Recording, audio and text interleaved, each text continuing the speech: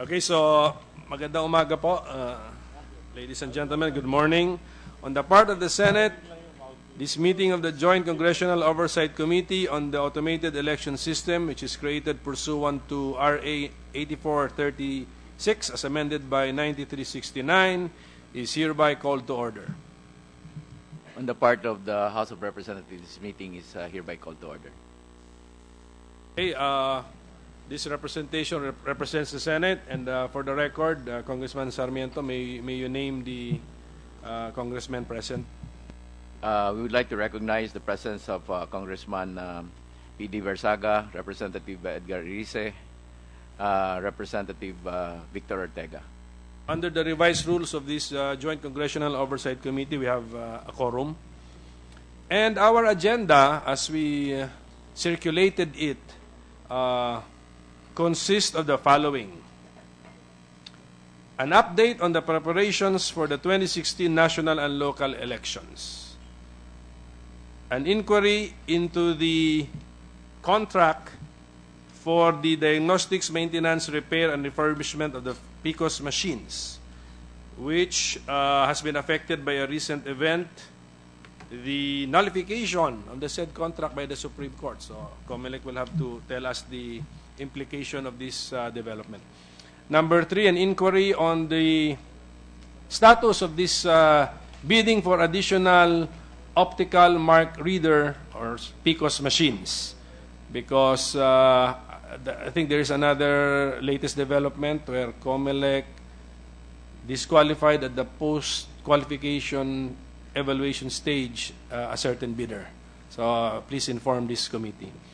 Number 4, an inquiry on COMELEC's latest position on the use of the direct recording electronic system in one particular municipality in the 2016 elections. Just inform this committee ano na po ba talaga ang final dyan. Number 5, this committee is expecting the Technical Evaluation Committee's report on the cost of the digital lines that we have observed. Number 6, we expect to hear COMELEC's answer to the inquiries of our stakeholders on the various inquiries or issues raised by our stakeholders. Okay, number 7, we want to hear a report on the progress of our biometrics registration and a categorical statement of the rule of our rule. What is the rule, so that our listeners, our people will be reminded of the importance of biometrics registration.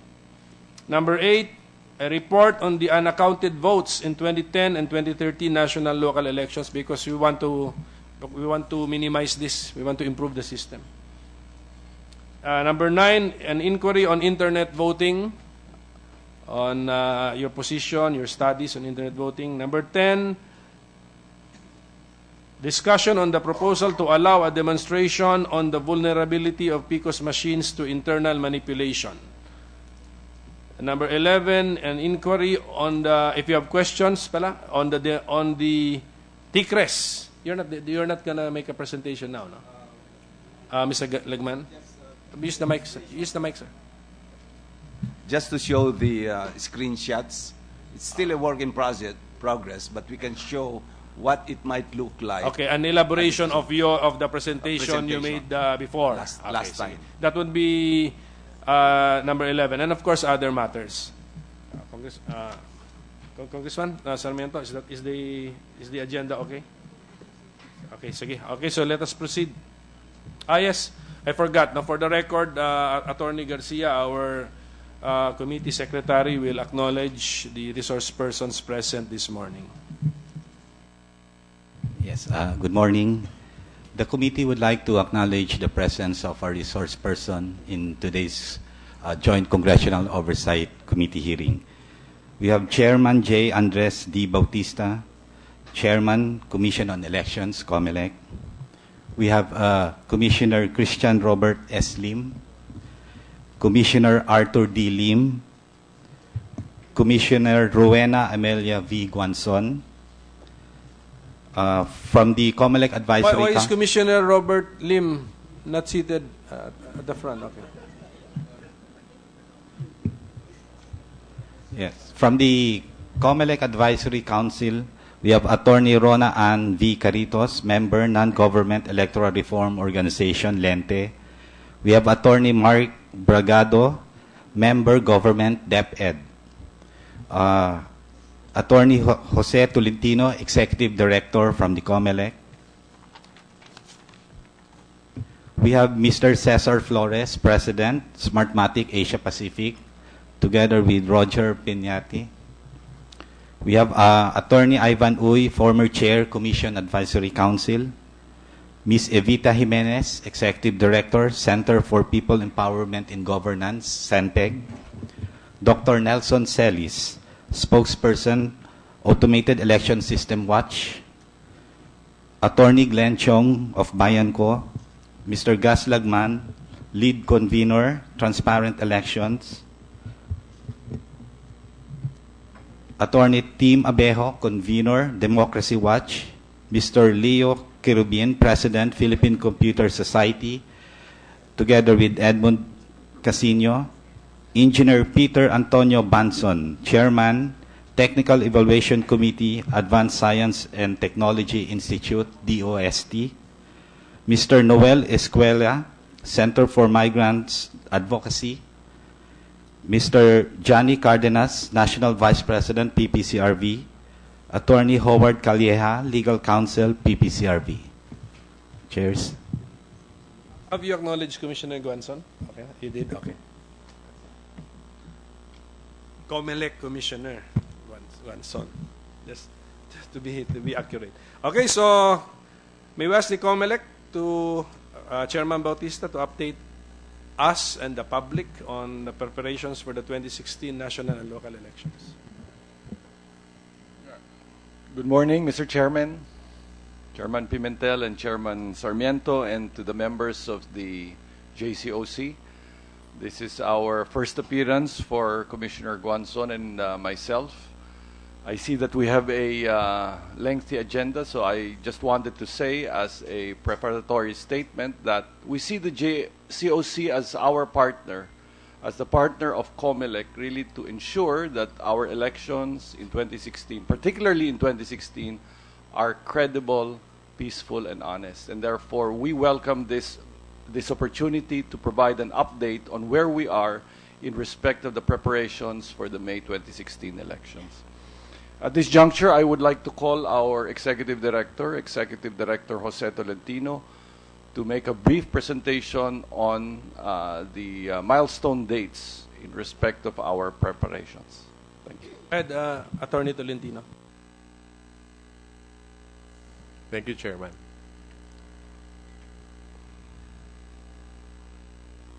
I'm just waiting for The the PowerPoint? Yes, po. Do you have? Can we bring the screen down, please?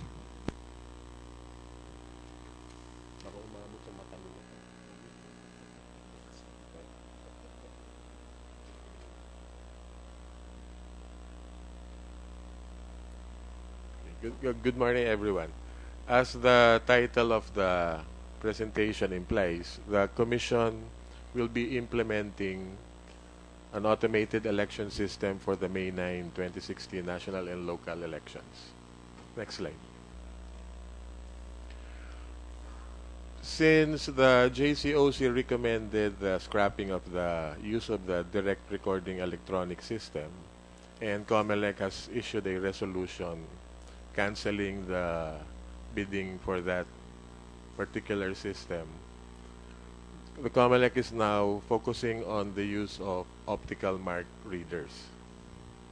For this purpose, COMELEC will be conducting a parallel public bidding.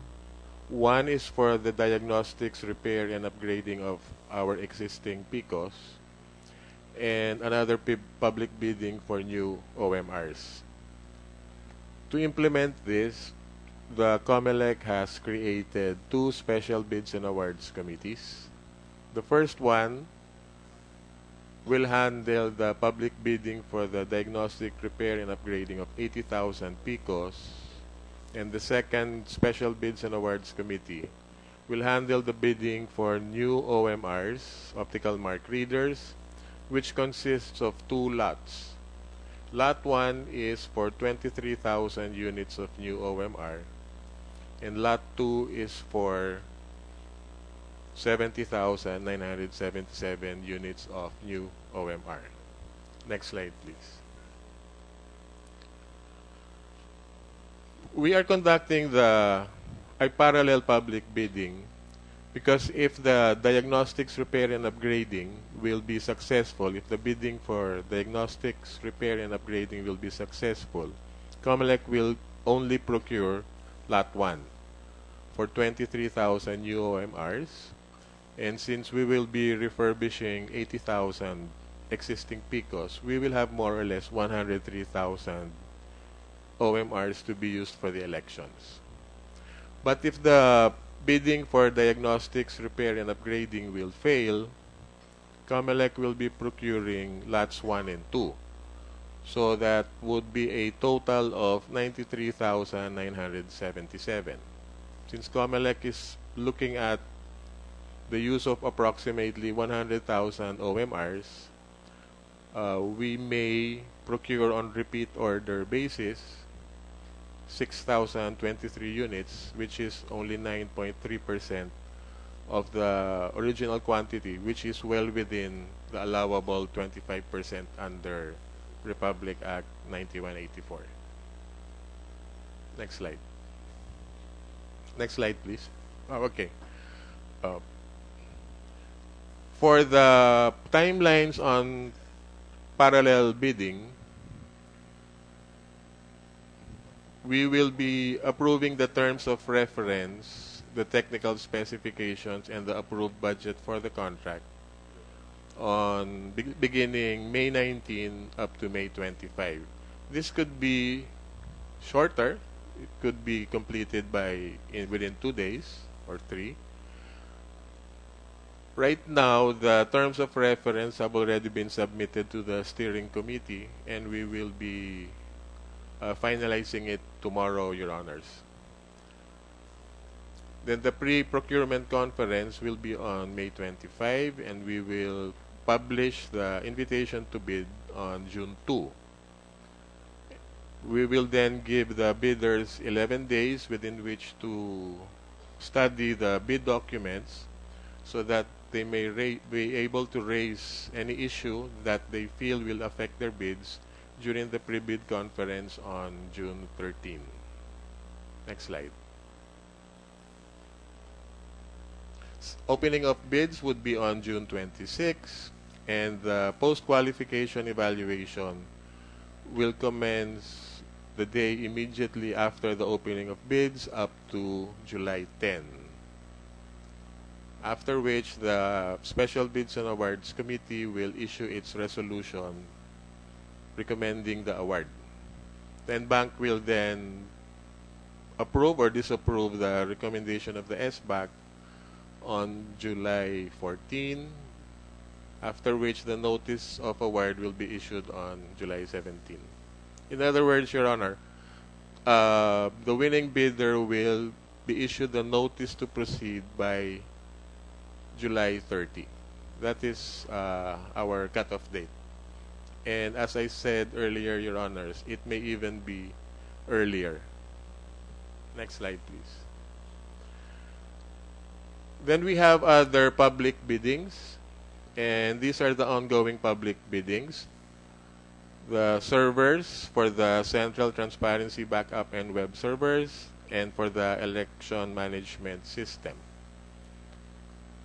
We also have the bidding for transmission.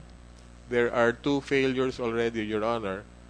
That's why we intend to modify the terms of reference in consultation with the major telcos, Globe, PLDT, Smart. Another ongoing bidding is for the warehousing with configuration facilities. This is a second round. The first round already failed, and we expect to open the bids on May 15. We will also be purchasing laptops for the canvassing and consolidation system. and the deployment. The next items, Your Honor, would be the storage devices. Technical Support Center. This is like a call center where the technical support staff at the polling center will call the National Technical Support Center for advice. Then we will be needing equipment, supplies, and materials for the pre-election logic and accuracy test. And we hope to have the awards by November 5. For the printing of our Election Day computerized voters list, we will be leasing equipment and purchasing consumables. We are only leasing equipment because it will be more expensive to procure the equipment because of the lifetime. We will be printing about 15 million sheets, and the lifetime of a printer, I think, is just 15 million. So it's better that we will lease it. And then the international certification entity, we will bid it out also, and we will consider the entities listed in the COMELEC Advisory Council's recommendation. Next slide. After the public bidding, we'll have other activities, and first one would be the systems customization, followed by the manufacturing and delivery of the machines, together with the other machines such as the consolidation canvassing system, the EMS servers, the printers, the batteries, network devices, etc. Next slide. The final system is expected to be delivered by December 1. And the Commission will conduct a lab test to test the system and all the applications beginning October up to December 7. Then we will be conducting the field test activities on December 15 and followed by a mock election on January 15. The field test activities, Your Honor, will be internal on the part of COMELEC. But when we conduct the mock elections, actual voters and actual BEIs will be participating. Then we have the system certification to be conducted by the Technical Evaluation Committee created under RA 9369. And with this, we will be opening the local source code, the base code, beginning August.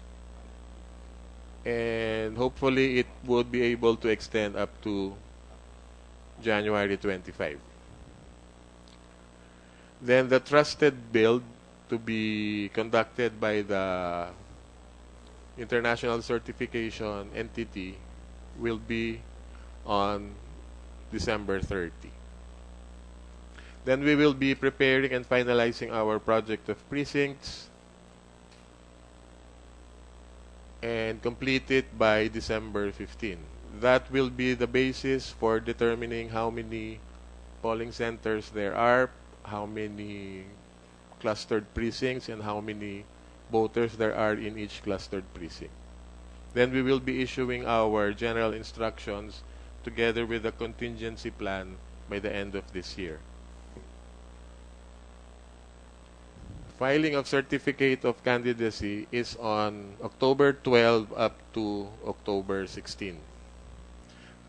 It's necessary that the filing of certificates of candidacy is early because COMELEC still has to resolve a lot of petitions for disqualification and petitions to nuisance, to declare nuisance candidates.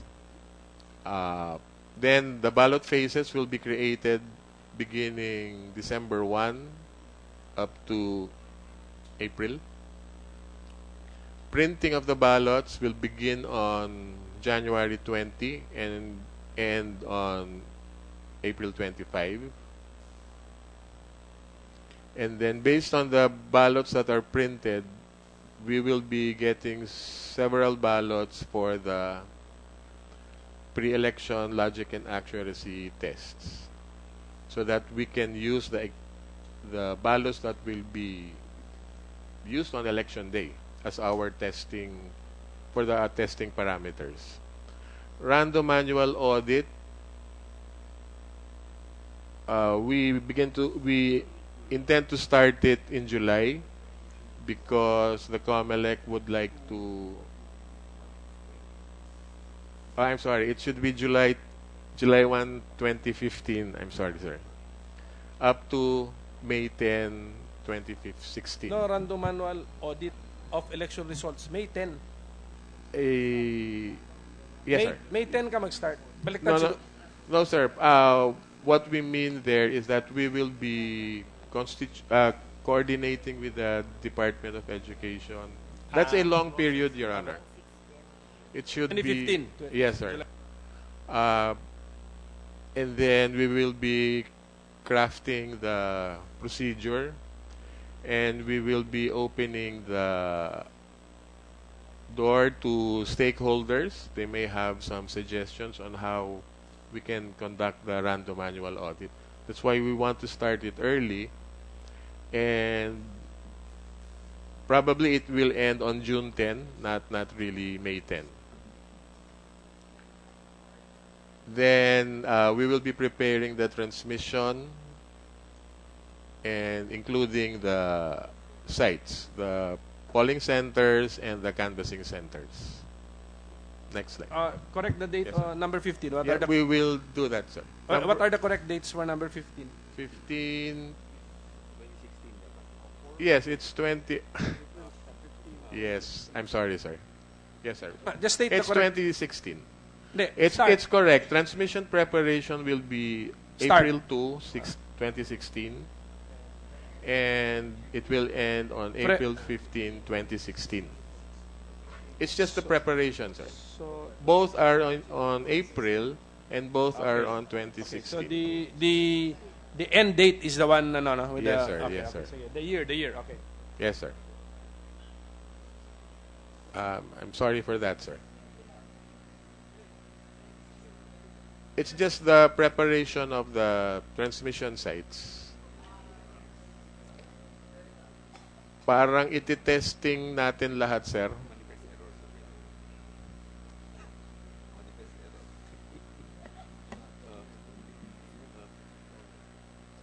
So can we... May nakita din sa number 13, mali din yun, yung end date. Which one? Yes, sir. 2015 lahat. Hindi 2016. Oh, Be- Hindi, yes, sir. Yes, Chairman, sir. Chairman Teka, Bautista, teka. kasi we're talking about calendar, so we should be Yes, sir. I'm really very sorry, Your Honor. we should be accurate so that we can also understand. I apologize, sir. So again, to stress yung number 13, the first bullet point, creation of configuration, ballot phase, etc. Start is January 11, 2016, end is April 20, 2016. Yes, sir.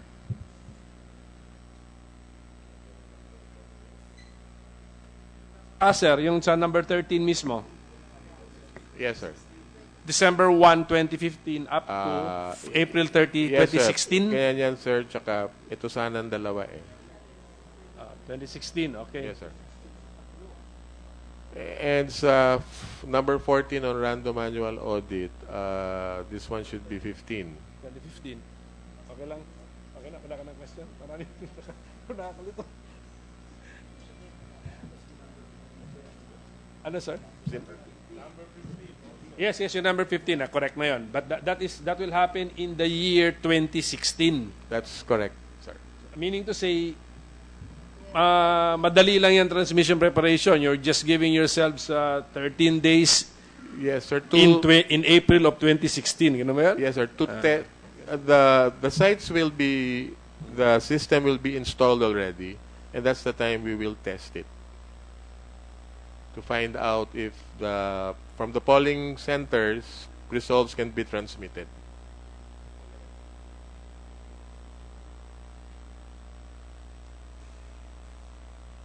Let's continue, sir. Okay.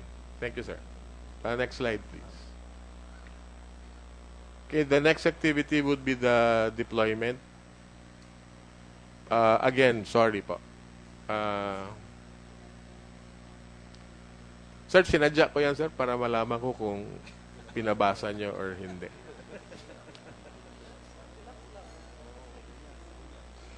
Sorry po.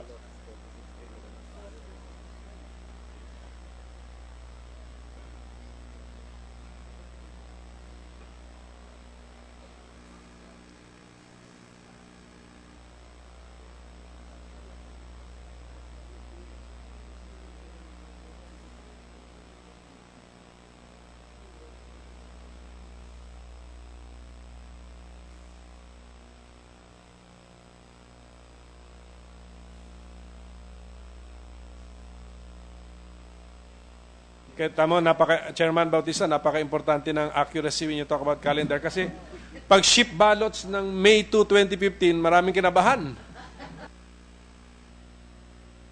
si Evie, sabi niya, lagot kayo if you started the shipping of ballots May 2, 2015. No, what we can do, Mr. Chair, is we will submit nga a corrected version and we will circulate to whoever is interested.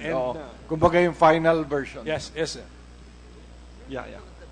Alam mo bakit pinagawa namin to ulit? Kasi we will compare it to your old calendar of activities to find out how the recent developments affected your preparations. Did it or did it not?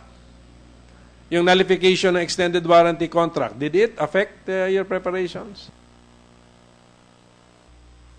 The only activity that was affected, Your Honor, is the customization.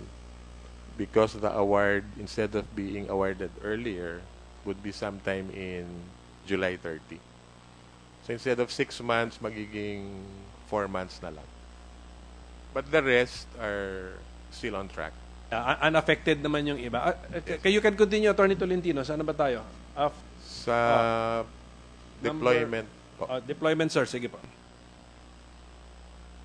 So the deployment will involve the machines to the regional hubs, shipment of the ballots, and deployment of the machines and transmission equipment to the polling centers and canvassing centers.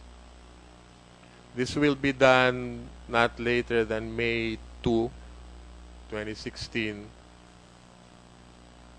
because the final testing and sealing of the OMRs will be conducted on May 2 up to May 6. This will be a one-day activity per clustered precinct, but we gave the BEIs the option to conduct the final testing and sealing either on the first day, May 2, or on the last day, May 6. The precinct count will be done on May 5, and some would be some city and municipal. The winning candidates for city and municipal offices may be proclaimed the following day, and we expect that the latest would be on May 12. Next slide, please. For the provincial, regional, members of the House of Representatives, party list, and senatorial positions, the winners will, depending on the size, the winners may be proclaimed beginning May 11 up to May 15, 2016.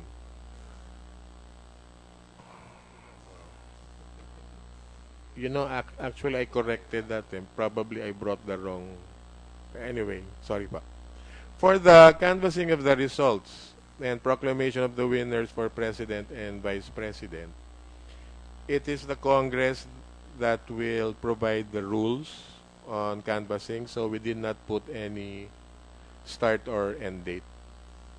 Then post-election activities would be after elections up to probably October 31, because they will involve the reverse logistics. We have to bring back all the PCOS, the storage devices, the ballot, the forms, and other election results that would have to be submitted to the central office.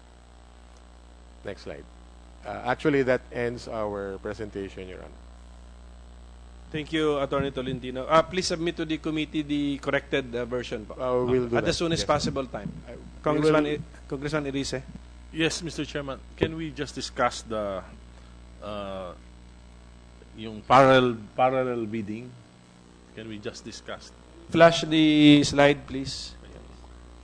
Parallel bidding. So one of the earlier. It's slide 2. For the OMRs. Slide 2 Slide and 2, 3. please.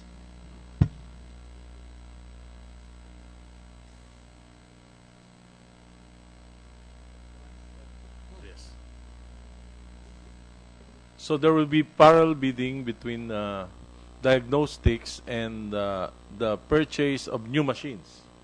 In case that, as you explained during the House hearing, new OMRs. So my question is, I still can't comprehend doing parallel biddings. Simply because I think it's unfair for the bidders, and I think this practice will, it can contribute to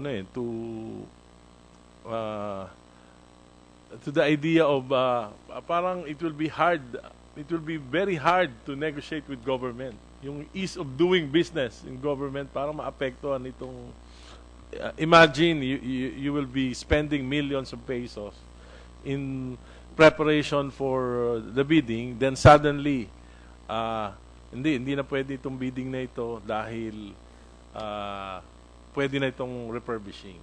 And second, it will go counter to the very purpose of Comelec's purchase in 2013 of the PCOS machines from Smartmatic. Because your reason for the purchase is because we can...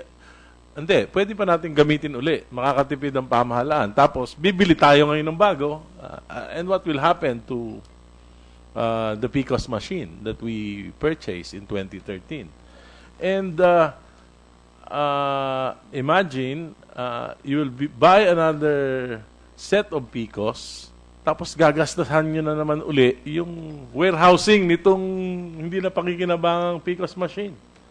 And I was informed that there still the Comelec still spending for the warehousing of machines purchased in 1997, yung sa Potokina.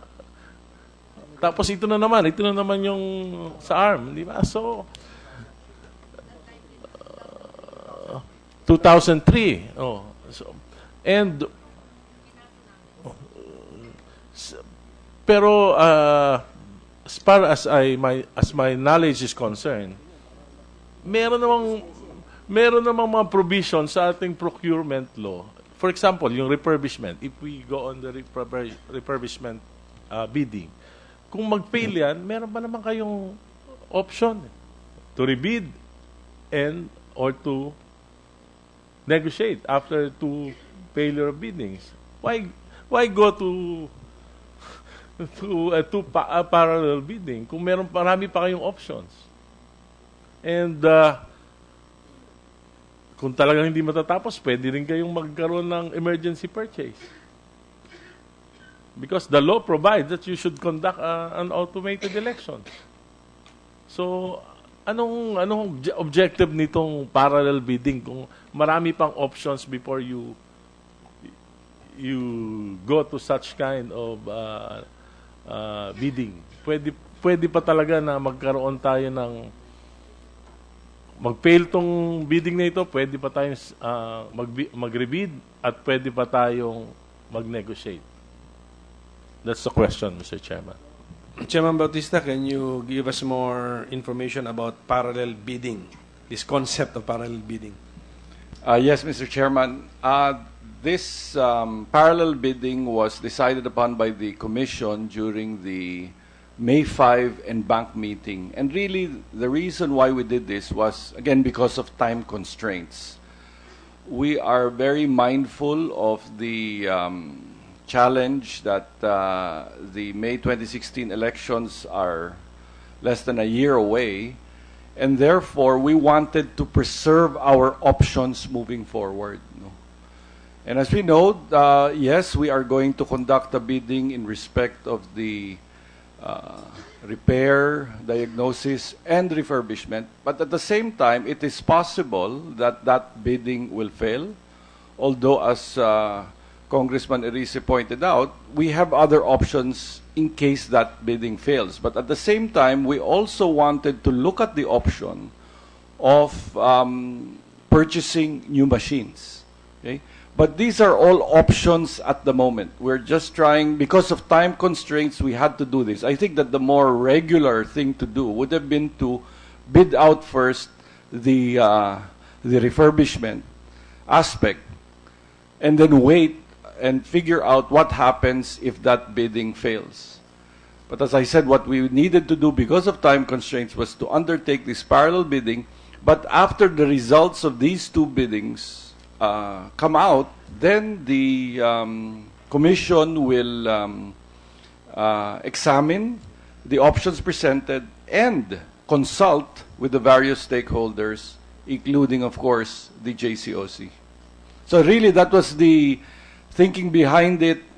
It's really the time, again, the challenge of time. And so we felt that it made sense to do this parallel bidding. But obviously, we will only choose one option later on, whether it be the refurbishment of the 82,000 plus purchase of an additional 20,000, the option of using all new, or even a third option which can still come out. No? I know that we said that we're still open to the possibility of the hybrid option in case these two options do not materialize. Barsaga. Well, thank you very much, Mr. Chairman. Well, I'm happy with the specifics presented by Director Tolentino. Unfortunately, I am really curious why the figures were not stated. Was the omission to state the amounts allocated for each bidding intentional? Sinadya mo ba rin? Nawala ron yung pondo. The ABC. Based po sa amin timelines din doon,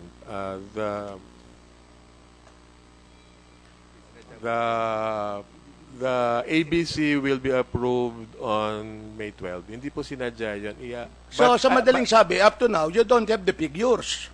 Well, I can give it to you now, sir. Why did you not include? Because you don't have determined right now the amount. We do not know whether or not you have sufficient budget for the prospective biddings. We have sufficient... Okay, I'll go one by one. Yes, sir. Number one, the Supreme Court has declared null and void the negotiated contract between COMELEC and Smartmatic. What is the amount in the negotiated contract? 268.8 million. 258 million. 68. 268. 800,000. You have scheduled it for bidding. What is the ABC for the 80,000 repairs diagnostic of this 80,000 PCOS? The total amount for the ABC, Your Honor, is 1.680 billion because that includes the diagnostics of 268, then the repairs and the upgrading. So what would be the increase? Before it was 268 million, now it is Yes, 1.6 billion. Yes, sir. Has there been a change in the scope of work? to be done yes. under the first negotiated contract and under the second contract to be bidded. Yes, sir. O ano, pagbabago? the- Ibig nyo bang sabihin doon sa negotiated contract, hindi matatapos ang trabaho ng Smartmatic? The negotiated contract po ay para lang sa diagnostics. And So in other words, doon sa negotiated contract, idadiagnose lamang, hindi mare-repair, hindi pa rin magagamit, even if the Supreme Court did not declare null and void the negotiated contract. Is that what you want to impress before us? a maximum of 4% or about 3,200 units may be replaced if necessary. So sa madaling sabi, doon sa with what you are negotiated. stating right now, even if the Supreme Court sustained the validity of the negotiated contract, hindi nyo rin magagamit yung 80,000 PCOS machine. Tama ba yun? Meron pa po Hindi, kasi, tama ba o hindi? Mali o tama? hindi po lahat magagamit pero Bakit kayo nag-negotiated contract kung hindi ayos ang trabaho? Na hindi matatapos. Pagkatapos, all of a sudden, magigising kami, ang sasabihin nyo, public bidding na to, mahigit 1 bilyon na ang pondong kailangan namin dito. Sir, i-explain ko lang po. You explain that in writing. Second, let me In complete. writing, Attorney Tolentino. Okay. We are talking of the 23,000 OMRs. Okay. This has been bidded before. Ongoing po. Then, I-bid nyo na to. Hinir Opo. na namin to eh. As a matter of fact, I even have the copy of the resolution disqualifying both Indra and Smartmatic on the ground that their bids are non-responsive. Tama ba yun o hindi? Kaya po ongoing. Hindi, tama ba ang sinasabi ko? Opo. Yes. Smartmatic was disqualified because yung hyphen ang nilagay nila, hindi zero. Na-rule na po yun. Hindi nga, tama ba o hindi? Yes, sir. Yes. Indra, ang binid nila 3.6 billion, ang ABC is only 2.5 billion non-responsive. Tama. Okay. Smartmatic filed an MR sa back which Tama was po. denied. Yes. Tama. Yes, sir. Dinala sa NBank. Inoverrule ng NBank ang back. Tama po. Tama rin yun. Pagdating sa back, dinisqualify na naman ang Smartmatic on the ground that each articles of incorporation does not allow it to bid for 23,000 OMRs. Tama? Yes, sir. And also on the ground na on the technical aspect. Yes, sir. Kaya nga nung tinatanong natin sa House hearing, pare-pareho naman kami abogado, pwede ba naman yung articles of incorporation na ultra vires? Ngayon nyo i-allege? Because if the contention of the back is legally correct, then all of you will be subjected to criminal liability because the same articles of incorporation was used by the Smartmatic in 2013. Tama ba o hindi? Hindi ko na po alam. Yung sinasabi ko. At saka dapat, kung ultra vires at the time. Sir, hindi ako member ng BAC, so hindi ko masyado po alam. What about any member who was in 2013? Ano ang mga kontratang nakuha ng Smartmatic noong 2013 elections? Chairman, Purchase of PCOS machine. Chairman, who are the members of the back here present? Well, anyway, okay, I'll go to another point. Noong Martes, hindi nakarating ang Smartmatic, ang sinasabi, nasa COMELEC. May ruling na ba ang back nyo doon sa 23,000 issue? Ngayon araw po namin ini-expect Okay. na ilabas. Next question, what is the back? The ABC for 23,000.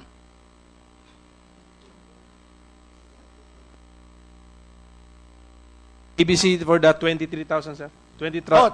23,000. The new OMR, 23,000.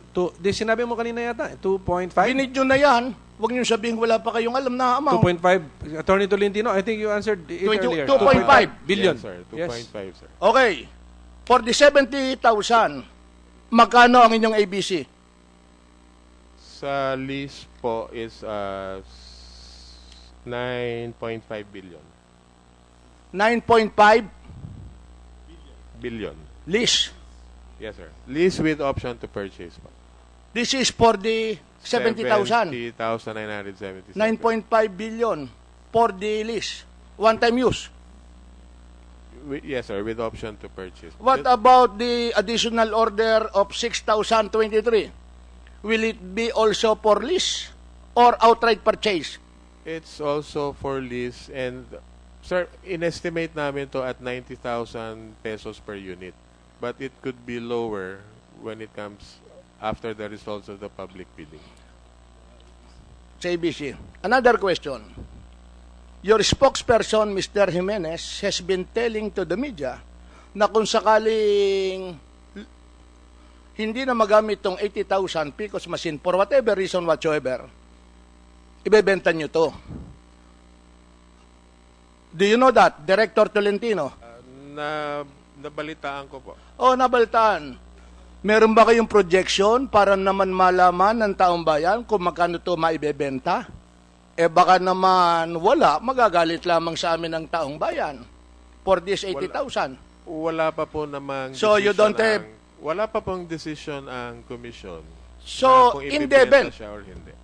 that you would be successful for the two parallel biddings, 80,000 PCOS machine would be useless. No, sir. Pag successful ang... Kaya nga, useless. Hindi Assuming po, for whatever reason, hindi natapos ang bidding ng 80,000. Ano gagawin? Wala pa rin kayong gagawin up to now? Meron po. Pag hindi namin gagamitin siya... O nga, ano gagawin nyo? Bibili kami ng bagong... Hindi, alam ko nga, bibili na nga kayo ng bago, 23,000, 70,000 plus Yes, 6,000. Yung Yes, 80,000, ano gagawin nyo? Wala na. Forward-looking tayo sa purchase, pero yung inventory natin, wala tayong plano up to now. Although you are saying in the media, your official spokesperson is saying to the media, na ibebenta namin yan. The government will not actually suffer or be prejudiced. Ang problema, wala rin pala. Yun lang ang aming point.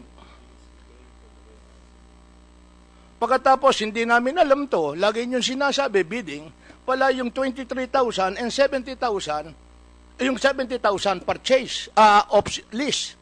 Ito ba 23,000 lease din? Pareho po. Pareho lease. Okay. Ito bang pinresent mo? Ito lamang ang preparation nyo? Wala nang ibang bidding? To be bidded or undergoing? Marami pong na-present kanina kung ano yung Hindi, mga bukod doon, wala na. Marami pa po. Ano pa yung mga importante na dapat naming malaman which will entail huge expenditure? Oh, you have the spirit of accountability, transparency. Transmission would be a big amount. O transmission was also included. Yes, sir. Ang sinasabi ko, meron bang ibang items na ibinibid nyo o ibibid in connection with the 2016 elections na hindi kasama sa iyong presentation?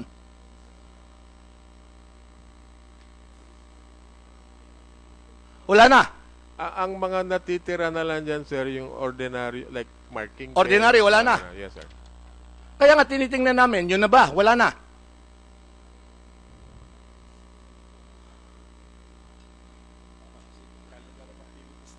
Nandun na, wala na. Sir, ang finocus namin sa presentation dito. No, the question, I am not interested with what you are pushing. Ang sinasabi lang namin, in-schedule nyo na lahat ang calendar of activities, nilagay nyo na lahat dito ang mga items na dapat ibid, balota, transmission, PCOS machine, parallel, bidding, etc. Bukod dyan, meron pa ba kayong binibid ngayon o ibibid in the future na hindi kasama sa inyong presentation? Marami po, yung mga supplies tulad ng envelopes. Okay, ano pa? Tulad ng envelopes. Okay, alam na natin yun dyan. Included. Nga, hindi ba kasama yun sa inyong presentation? Hindi pa. Ha? Hindi pa. Bakit hindi nyo sinama? Ang Okay, pinakita another lang thing. namin is yung related po I sa have heard AES. That you have also conducted a bidding for the voter verification system. Yes, sir. That bidding or voter verification system was not included in your presentation.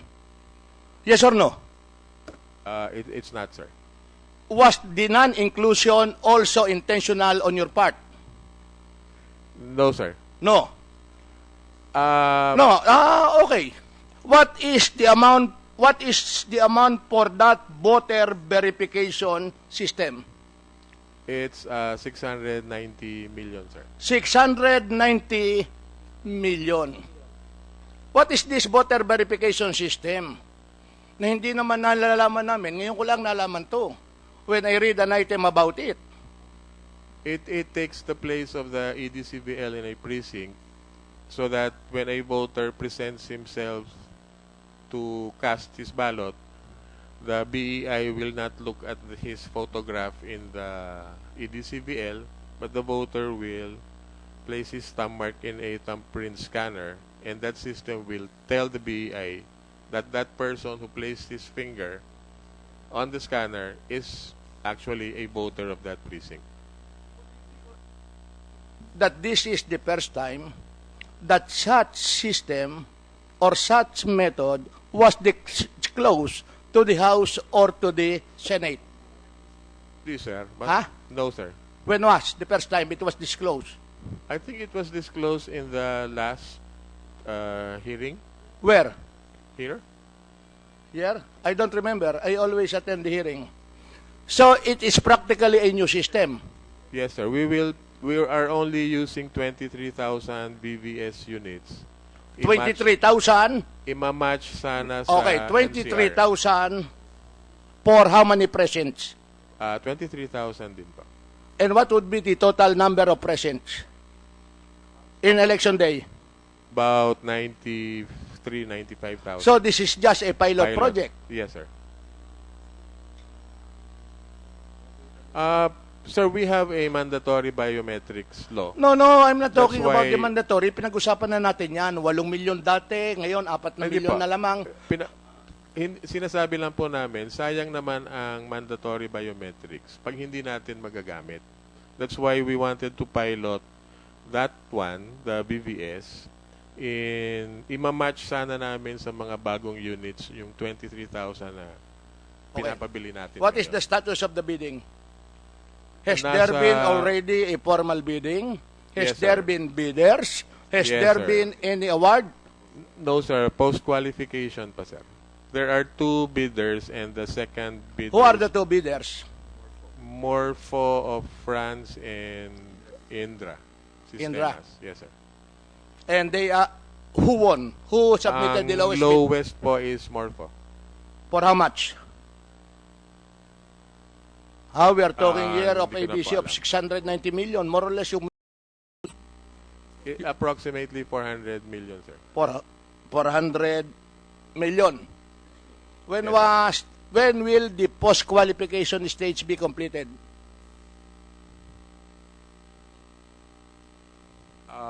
Sorry, sir. Hindi po ako tiga-back, so I really would. From Commissioner Lim, because he is the one whispering the answers to you. The back reported that they might be able to finish within this week the post-qualification, Your Honor. Process. Yes.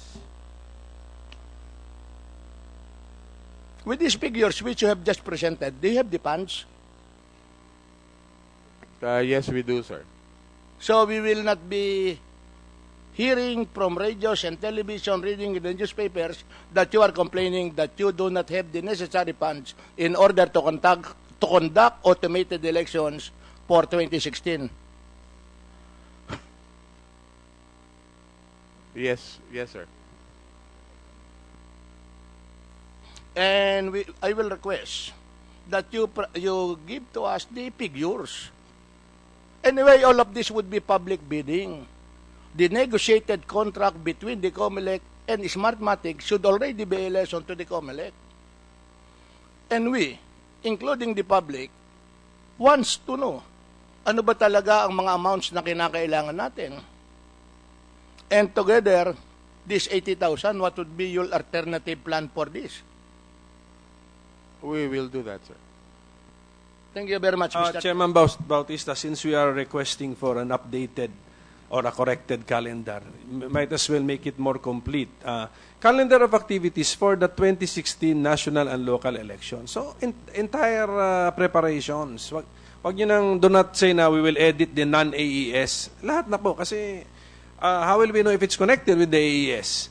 And don't tell me the voter verification system is not connected with the AES. Is it or is it not? It is. Oh, it is. Eh, wala dun, sabi nyo. Because you deleted the non-AES matters, connected pala. You said that the assumption is 90,000 per machine. Yan yung working figure ninyo, Attorney Tolentino? Yes, sir. Okay, can you give us real figures? Yung 80, okay, how many of PCOS machines do we have? And how much did we pay for this? Kasi di-divide lang po natin yun by that y divided by x, then we should get the cost per machine. Would you need it now, sir? Kung kaya mo ba, you can get it. Sige. How much did we pay yung unang contract na may lease with option to purchase, and then when we exercise the option, how much did we pay? Diba, tama ba yun? Isuma total lang natin yun. That is now the cost for the machine, for the machines, divided by the number of machines that we actually have equals cost per machine. Next question, raised by Congressman Irise. Is it true, Chairman Bautista, that we are paying for the warehousing of machines? Not only the PCOS, but even of all the machines used in previous elections, 2003 election daw. And tell us if there are cases involving those machines. That's why you cannot dispose of those machines. Kasi pinag-usapan, ang sinabi ni Congressman Barsaga, your spokesman said that possibility of selling the 80,000 PCOS. There are older machines. How come we are not talking of disposing those older machines? Baka nga naman may kaso, but you better tell us the reasons. No? Sir, if you're not ready to give the reasons now, then in writing, sir, Chairman Bautista. But the cost, are we ready for the cost, to disclose the cost? Kino-compute pa, sir. Okay, sige. Okay, in the meantime, Congressman... Another point. Yes, another point. Congressman Irise first. In relation to the bidding, you are also bidding the ink and the paper, and the marking pens and the paper for the ballots, or the printing of the ballots. It's included in your... The printing po will be done by the National Printing Office. But in 2010, wala ho yung digital lines. Wala eh. Walang reklamo. There's no complaint for the digital lines. In 2013, may mga digital lines na pinag-uusapan tayo. And it has come to my attention that one of the reasons for these digital lines is that the paper use in the printing of ballots in 2013 was inferior. Parang dinaya. Parang hindi yung specifications na kailangan na hindi nung nangyari noong 2010. In 2010, I think the paper was provided by Smartmatic. Pero noong 2013, in-outsource sa National Printing Office. Yung National Printing Office, pinabid sa private. So, bali, nilipat nyo lang yung responsibility of bidding the printing from the COMELEC to National Printing. Pero ang lumabas, inferior yung mga papel, pati yung marking pens. At there are allegations that ito yung reason bakit meron tayong mga digital lines. So, are you giving this again to the National Printing Office? And I also heard that the cost of printing and the marking pens are much, much higher than the cost of Smartmatic. And they were bundled with the machine. Ganun yun in 2010. Okay, but the assumption in the question is that the digital lines did not appear in 2010, because that was what was disclosed to us. So, This is a new phenomenon found in 2013. We're looking for the cause. Since no one can tell us the cause, one of the possible causes being entertained is the paper and the bleed-through. Bleed-through ba yun? Tama ba yung term na yun? O yung because of the ink. And then, Congressman Barsaga? Just for the benefit of the new commissioners. During the 2010 elections, it was automated. But all the things necessary were bundled. Meaning to say, the PCOS came from Smartmatic, the ballots came also from Smartmatic, and even the transmission was also the responsibility of Smartmatic. Is that correct, Mr. Flores? That is correct, sir. Yes. Unfortunately, in the 2013, pinaghiwa-hiwalay ng COMELEC. They used the PCOS of Smartmatic, pero yung balota, binigay sa national printing, wala namang capacity, kumawa rin ng subcontractor. Pagkatapos yung transmission, sineparate din ang bidding. I was present. At ang sabi ni Mr. Flores, medyo we cannot pinpoint the responsibility. In case na yung balota hindi pumasok sa aming machine, sasabihin ang may problema, hindi yung balota, kundi yung PCOS. Sasabihin naman ng PCOS, okay ang aming machine, ang problema talaga, balota. Pag nagkaroon ng failure sa transmission, sasabihin ang may kasalanan, hindi yung PLDT Smart, kundi yung PCOS machine. And that is why, that is one thing which the COMELEC should consider now, whether we follow the procedure in 2010 or follow the procedure in 2013. Kung pagsasama-samahin, because there will be actually three significant phases. Voting, PCOS, the use of the balota, and third will be the transmission. Pag iba-iba yan, medyo mahirap nating i-pinpoint ang responsibility. It's up for you to decide. And another thing, I would request the COMELEC to present a position paper. Why in the negotiated contract for the refurbishment, diagnostic, repair of the 80,000, 268 million lamang ang ating budget. Now, nung ibinid, naging 1.6 billion na. I cannot see the reason. Mr. Chairman, Yes, Chairman. just on that point of Congressman Barsaga, I think that the 268 only pertains to diagnostics. If you include repair and refurbish, so ano yung... Commissioner Lim, Christian Answer. Lim will explain. We have included, Your Honor, the replacement of all the Mylars, of all 82,000 machines, replacement of all the batteries, replacement of all the battery rollers, and perhaps upgrading of the firmware, because we wanted a detection in the software for digital lines, Your Honor. Included those in which one? In this new... In the new. Kaya yes. nga, in-explain nga ni... Ang tanong nga is, 268, yung first negotiated contract, diagnostics lang yon. Diagnostics and repair, Your Honor. And repair. Oh, what is the repair nga? Kasi ganito yung sabi ni, ito, sa notes ko, sabi ni Atty. Tolentino.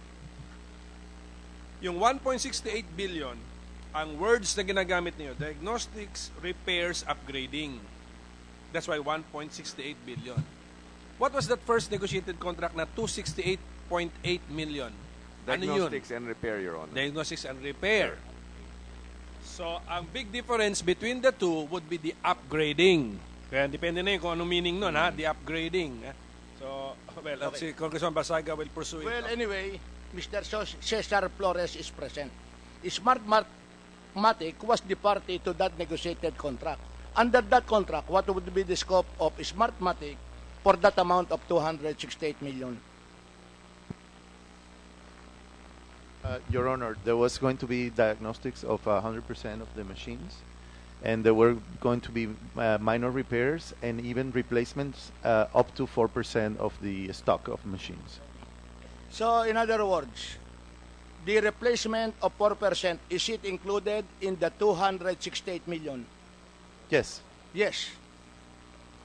But in the, so in other words, based on your contract of 268 million, you can make the 80,000 PCOS machine operational on election day. Provided there are no major repairs. The inclusion was minor repairs, and then up to, if let's say, if after reviewing the machines, there were more than 4% that need to be actually replaced, that was the cap. Okay, next question. Assuming that there are major repairs, do you have a costing? None. It depends on the quantity of machines that Yes, that need more to or be less. Do you have a figure? What would be the maximum amount for a major repair? It depends on the components. It's really not. It depends on which components. So need to be there is no replaced. meeting of the minds. There are no rules to determine how much will a major repair entail. No, that's why we were as basically our offer was an extended warranty. In a warranty, basically the vendor takes all the risk, basically for a percentage of the value of the equipment, and we will assume that we can do 100% of the replacement. But that was actually when the whole proposal was presented, and then it was separated into phases, and then finally just the diagnostics and minor repair was agreed on. So originally we were giving a proposal that we were going to take 100% of all the. What was your original proposal? I was 1.8, approximately 1.8. Well, that's the problem. Because right now, what you are bidding will be in its entirety. In other words, even if there are major repairs to be done, then that would be the amount 1.6 billion. On the other hand, if there are no major repairs to be done, what would be the amount? Also 1.6 billion. These are public funds. That's why we want to know. Or is it dependent? That's why we want to know your terms of reference. You submit it, and you submit a position paper. That would be to clarify everything. Flores, under that nullified contract, had you implemented it, there would have been machines ready for use, right? Those not needing major repairs and the replacement up to 4%. Is that correct? Yeah, we actually started the project, and there was already a couple of weeks of ongoing diagnostics. I don't have the exact statistics, so yeah, there were the majority of the machines as a result of this contract, there would be machines ready for use in 2016.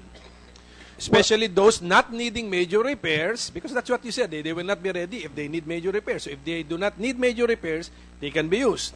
And then those needing major repairs, you will replace up to 4%.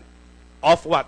80, what figure did you use? 80,000? Of the 80,000 So around 3,200 machines. So you know that's the minimum. If all would be needing, if all would be unrepairable, then 3,200 machines. That's right. Okay, so up to that. Para claro. Yes, Mr. Lagman. The presentation lacked one step, and had that step been discussed, I think some of the questions would have been answered. And if I may, Mr. Chairman, I just want to mention that particular step. Considering that there is now at least one other system solution that is available to the COMELEC, we believe it is necessary for the COMELEC to explain to the public, certainly to the Joint Congressional Oversight Committee, how it will choose the automated solution for 2016. Before the new chairman was appointed, the Commission apparently arrived at the conclusion that what was used in the last two elections should also be the same solution to be used for the 2016 elections. In a past JCOC hearing, I requested for a copy of the working papers used by COMELEC in arriving at its choice of the automated solution in 2010 and 2013. We have yet to receive those documents. Usually, a matrix is employed showing all the alternatives that are worth considering and then grading each against a list of criteria. For example, accuracy, transparency, cost, speed, etc. It's the usual cost-benefit study that any organization uses to analyze the alternatives in a project. In fact, we did just that before our group recommended TICRES. our automated solution. We would be happy to furnish the JCOC with that analysis. Our request for a copy of COMELEC's working papers is a most reasonable one. First, elections are such an important activity in a democratic system, and it is of utmost importance that the methodology used in choosing the election system pass through the most rigid scrutiny. Second, the automation of elections is also very expensive, costing the country billions of pesos. And so the more reason for this election process to be transparent. And third, COMELEC has had a very poor track record in the decision-making process in the past few years. Please consider the following. Ignoring the required source code review by political parties and groups. Instructing the BEI to reply in the negative when digital signatures are asked for. Almost lawyering for Smartmatic in the Smartmatic Dominion legal case, instead of castigating and penalizing them for lying to the COMELEC and the Filipino people about the real owner of the software.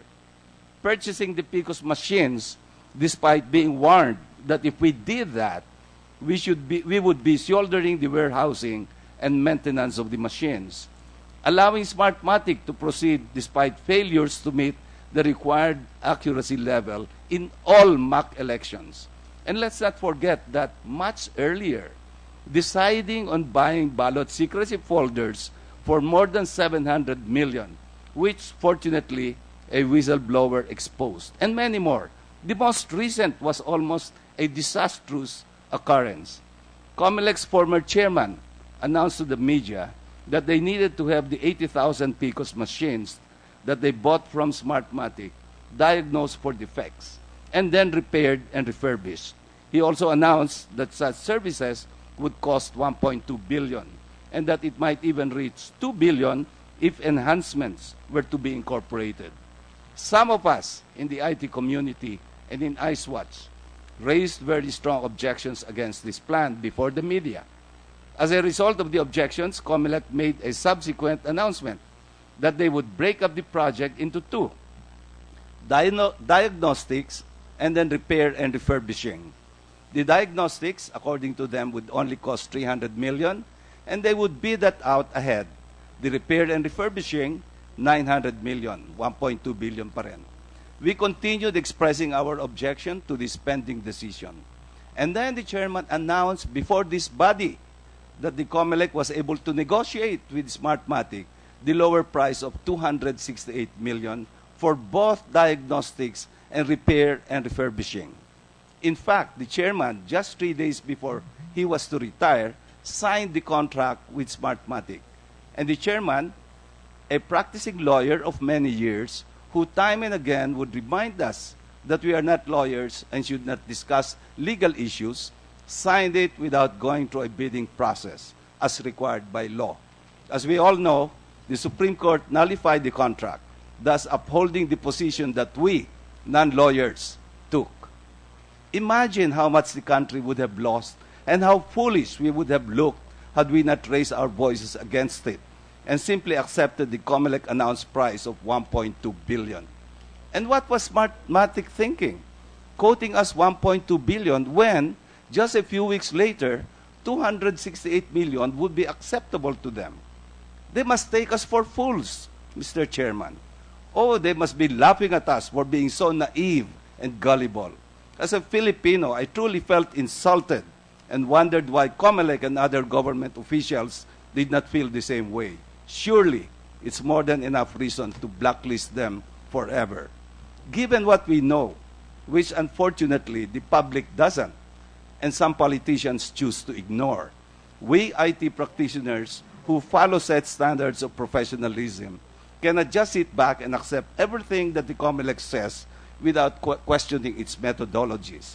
We therefore reiterate and make official our request to be furnished a copy of its working papers showing how it decided in favor of Smartmatic's PCOS in the past two elections. More important, we would like COMELEC to also explain to the public the methodology it will use in deciding what technology it will employ for the 2016 elections. Just telling us what that decision is will not suffice. Thank you, Mr. Chairman. Before I recognize other resource persons, the chair makes of record the presence of Senator Osmeña on the part of the Senate. Attorney Garcia will make of record the presence of additional resource persons. Yes, the committee would like to acknowledge the following resource persons. We have Mr. Kailash Agarwal, Vice President, SciTel, Southeast Asia. We have Mr. Eric Elbar, General Manager, SciTel, Asia Pacific. Ms. Maricor Acol, Automated Election System Watch. And Dr. Pablo Manalastas, Faculty Computer Science, University of the Philippines. Chair. Thank you, Attorney Garcia. Chairman Bautista, the committee backs up the request of Mr. Lagman. Number one, do you do those things? Do you have working paper, methodology, studies, tables, charts? Because that's what he wants. But if you tell me that you don't do those things and you don't have those things, then... but if you do them and you have them, please submit to the committee. Sige, we will look into the request, Mr. Chairman. Although I note that, Commissioner Lagman was with the COMELEC, and I don't know during his time whether those modalities were being practiced. And if they were, was a working papers. Ang pagkaintindi ko, which were made the basis of your decision. Studies, projections, costing, analysis, comparison. I think that's generic enough not to include all of these papers. Chairman Bautista? Yeah, I will look into it, although Senior Commissioner Lim says meron naman daw mga studies which we will provide to the committee. Congressman Ortega wants to ask a few questions. Thank you, Mr. Chairman. Actually, I came here just to listen, not to talk, but I was intrigued a little bit earlier this morning when I heard the word hybrid mentioned without any explanation of what hybrid is. The only hybrid I know is in golf. It is a club that is between the wood and the iron. But what intrigued me is that in golf, the hybrid has really improved the quality of the game. The hybrid that was referred to, I do not know what it is. That is what I would like to know. Thank you. I know who mentioned the word hybrid this morning. Chairman Bautista. It may have been me, Mr. Chairman. Thank you, Congressman Ortega. But there's also hybrid, I think, in terms of cars nowadays. Oh, there's also cars. And supposedly it's also... Which is also an improvement of the old model. Well, again, I think there continues to be a debate, but it's supposed to be more fuel efficient, etc. But when I made that statement, I think what I was referring to was really the proposal that was being advanced by the group of former Commissioner Lagban, wherein I think that the proposal is manual on the counting and then automated on the transmission and the canvassing. For the record, Congressman Ortega, what did you say? Sounds good. I would like to know how the system will work.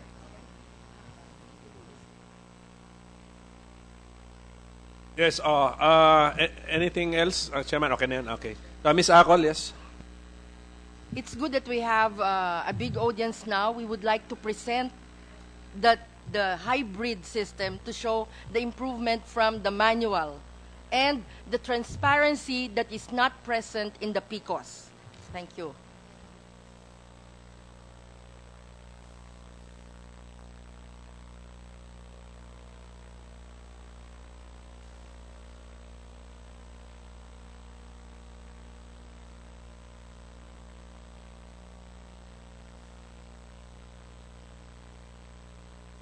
Professor Manalastas, you wanted to say something? Yes, sir.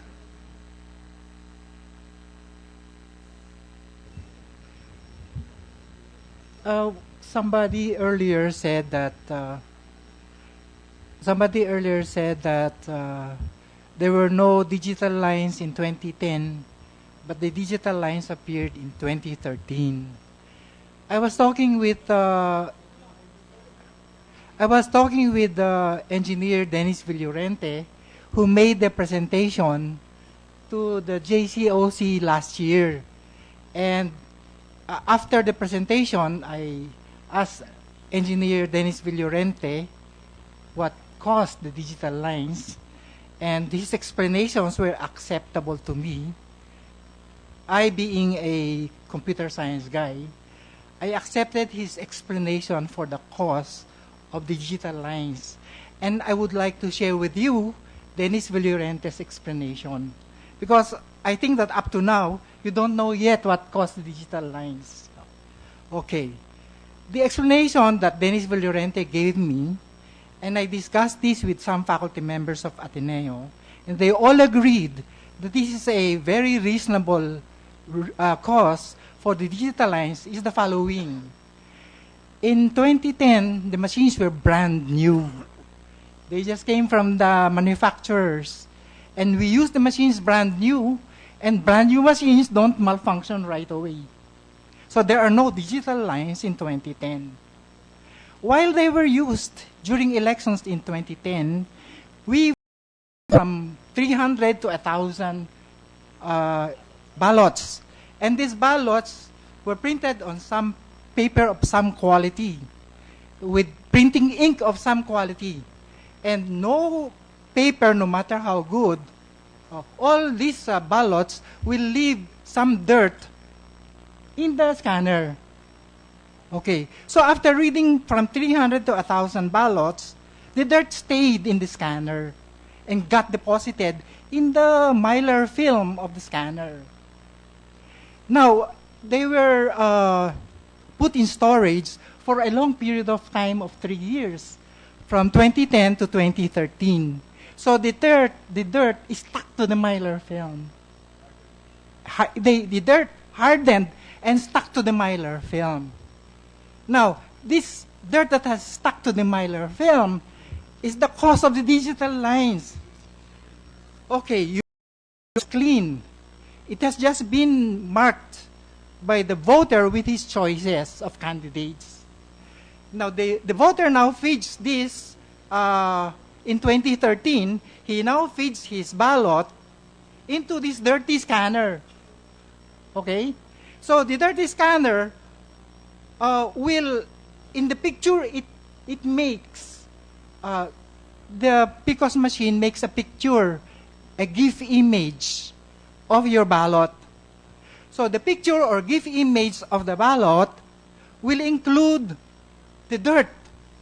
And since the paper moves across the scanner this way, the single dot, 1 or 2 dots of dirt on the scanner will be reproduced in the picture as a line, because the paper moves across the scanner. So it will be shown as a line on the picture, on the GIF image.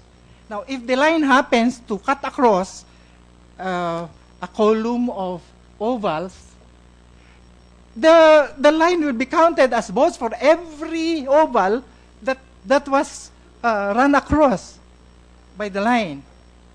So it's a very reasonable explanation. Now, I was talking earlier with Dr. William Yu of Ateneo, and he told me that the number of machines affected, that means the machines that were left with dirty scanners, is about 15% of the total. 15%. Now, if Smartmatic is going to guarantee cleaning only 4%, you have a serious problem there. You have a serious problem there. Replacing 4%, not cleaning only 4%. It's cleaning 100%. I think you got the thing wrong, Senator Pimentel.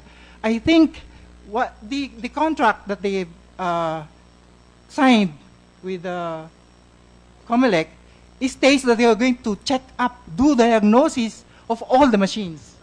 But they were going to repair only 4%. Then, Professor, they're going to they were going to determine which are no longer... That's the checkup and analysis. And then those useless to repair, they are willing to replace up to 4% of the totality of the machines mentioned in the contract. So around 3,200 machines. Will they do a replacement of the mylar film? I think you need to replace the mylar film. We're talking about the first negotiated contract anyway. Tapos na po yun, nullified na. But just to answer your question, I think in the coverage that is not included. Klaro yata yun na Commissioner Lim. Yes, Your Honor. Okay, so can I continue? Continue. Can I continue? I think that explanation for me is reasonable enough for why there were digital lines in 2013 and no digital lines in 2010. But I spoke up for something more important. Senator, I spoke up for something even more important than this digital lines issue. And the more important thing I'm talking about is the choice of vendor.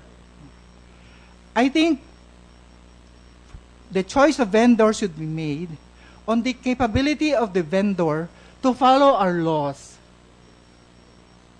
That's the most important criterion. It's even better if the vendor not only is able to follow our laws, but also gives the lowest bid. But that's what we want to happen. To me, a computer science person, a vendor will be able to follow our laws if and only if it owns the technology of the hardware, it holds patent to the hardware, it also holds the copyright to the software. Because no election product, no voting machines, as marketed today, will work out of the box, right away, will work out of the box under Philippine conditions. Every election product has to be customized to work for the Philippines.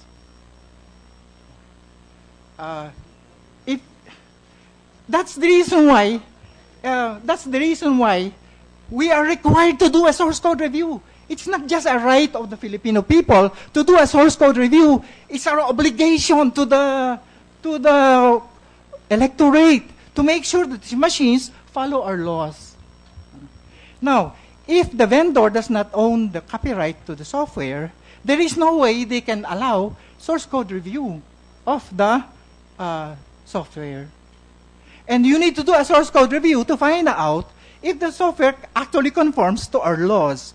When the CISTES Labs did a review of the source code in 2010, they used EAC 2005, the EAC 2005 standards of the United States, and they did a review of how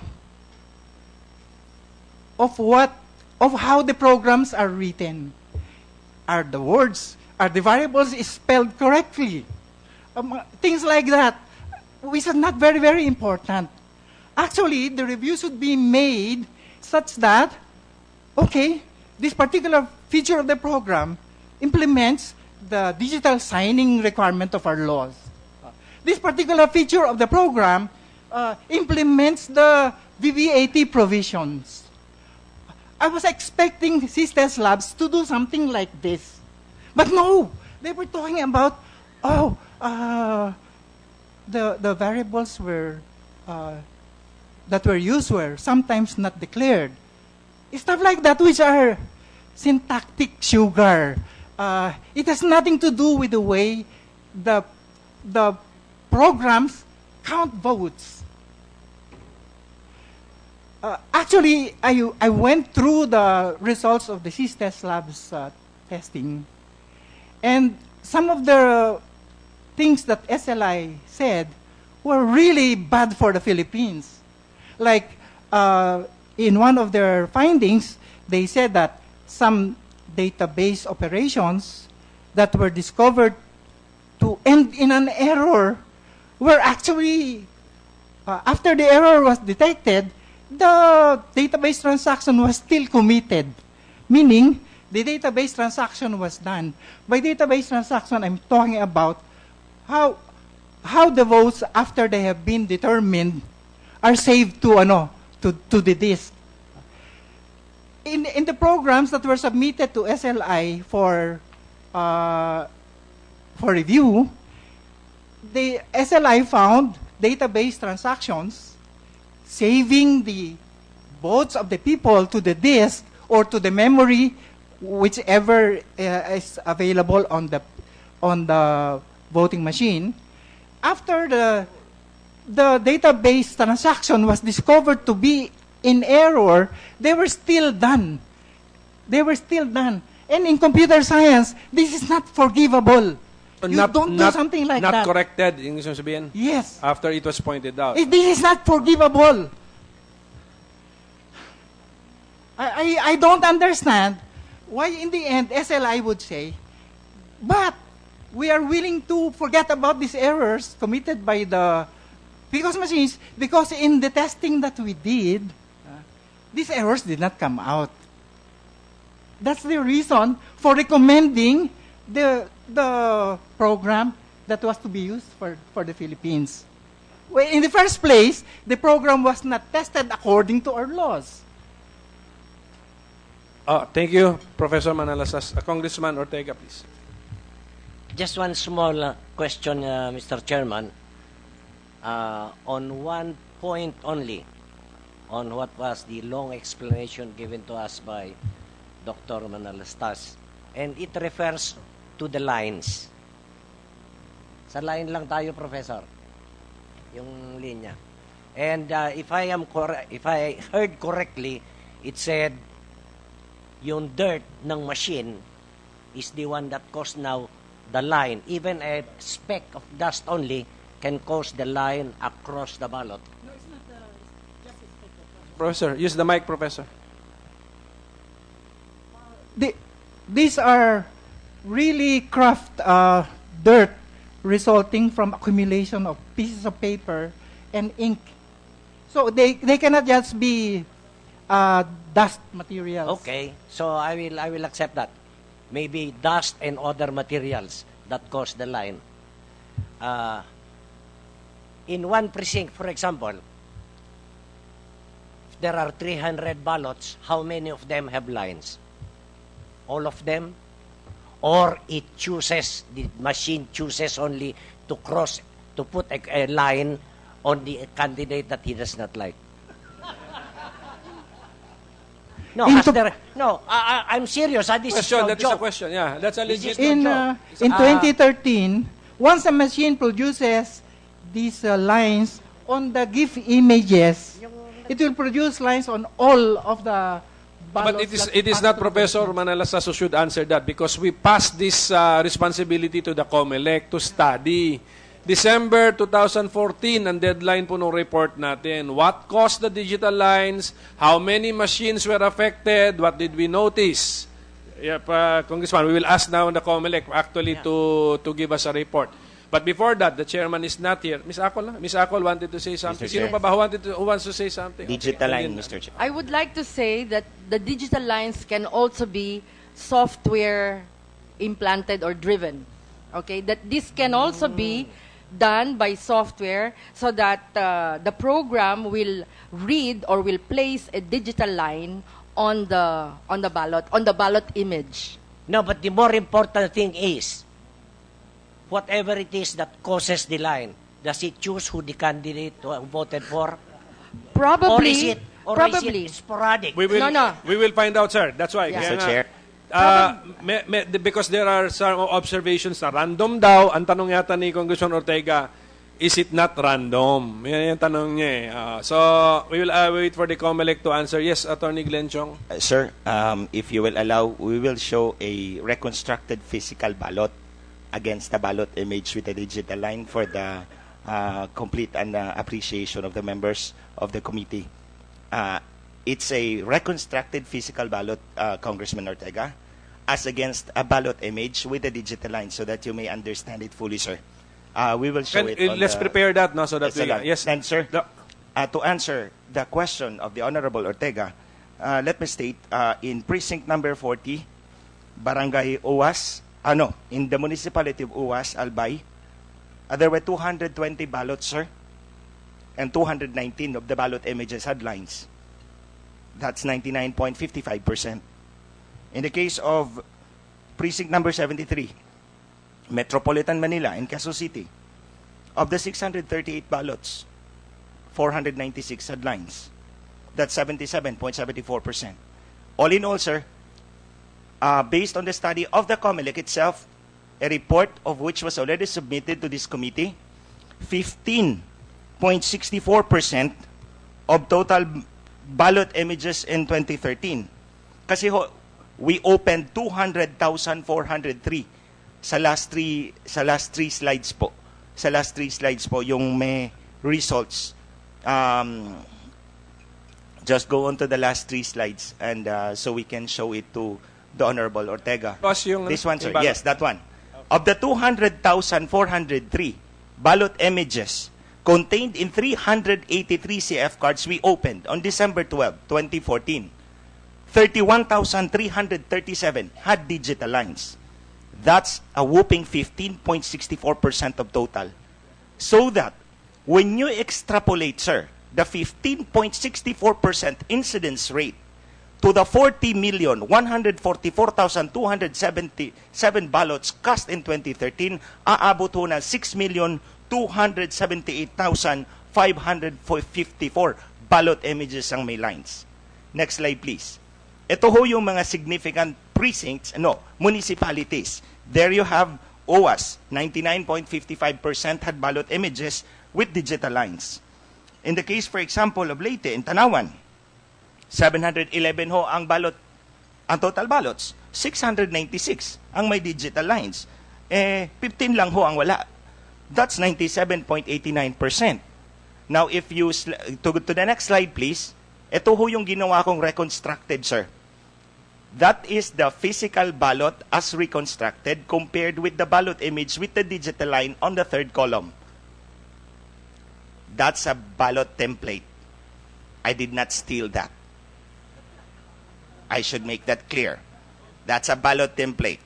And I did not falsify it because the document did not speak anything other than the truth. You cannot ballot coming from what precinct? That's in Barangay, sir? Lapu-Lapu City. Lapu-Lapu City. Our favorite. So I just took a ballot template from the website of COMELEC, interposed the entries in the ballot image, and put there in the physical ballot. Kaya ho meron ng reconstructed physical ballot sa baba. Para ho hindi ho kumakasuhan ng falsification. Sandali, Attorney Chong. Congressman, ganito yan. Ako, I belong to the third column. So, may line yan eh. So, all of us, yung third column yan, all of us senatorial candidates, since if the machine counted less than 12, or not more than 12 votes for senator, sabi niya, give them all. Count them all. Okay yan. So, but the party list, sapul din, because the legitimate party list vote has been nullified. Kasi it crossed more than one line. So, sa mata ng machine, the voter voted more than one candidate for party list. So, nullified yon.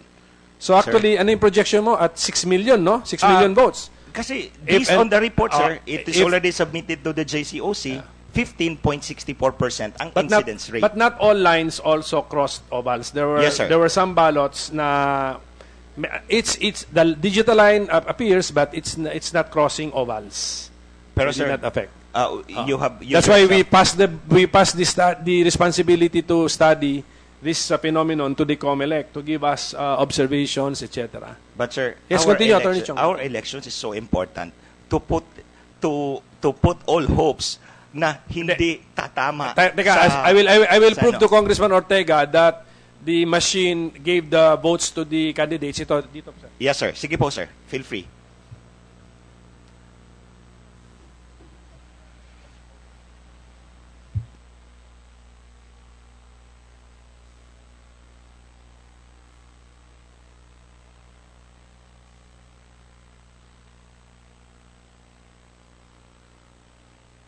So as proof, no, if we had that image before us, we would see at the bottom the interpretation Okay, of so the PCOS. votes were given to senators, but I'm sure sa party list wala yan, di ba? Kasi Yes, sir. In this case, sir. void siya, no? In this case, sir, 3 lang senador binoto. Yes, I know, Pero I nung know. binilang ho ng PCOS, nagdagdag ho si PCOS ng 7. Dahil binoto niya yung nasa 3rd column. Now, with respect to the original, merong party list na binoto, isa. Kasi dito sa ballot image, binoto nila lahat ng party list na nasa 3rd column. Kaya na nullified ho yung boto. Anong word na lumabas sa bottom doon na party list? Overvote. Overvote. Overvote So ho not nakalagay counted. dyan. Not counted. Mr. Chairman. Yes, Congressman Elise. In this case, may I just ask the COMELEC, in your studies, conclusive na ba na ang cost ng digital lines yung mga dirt accumulated dun sa pilar?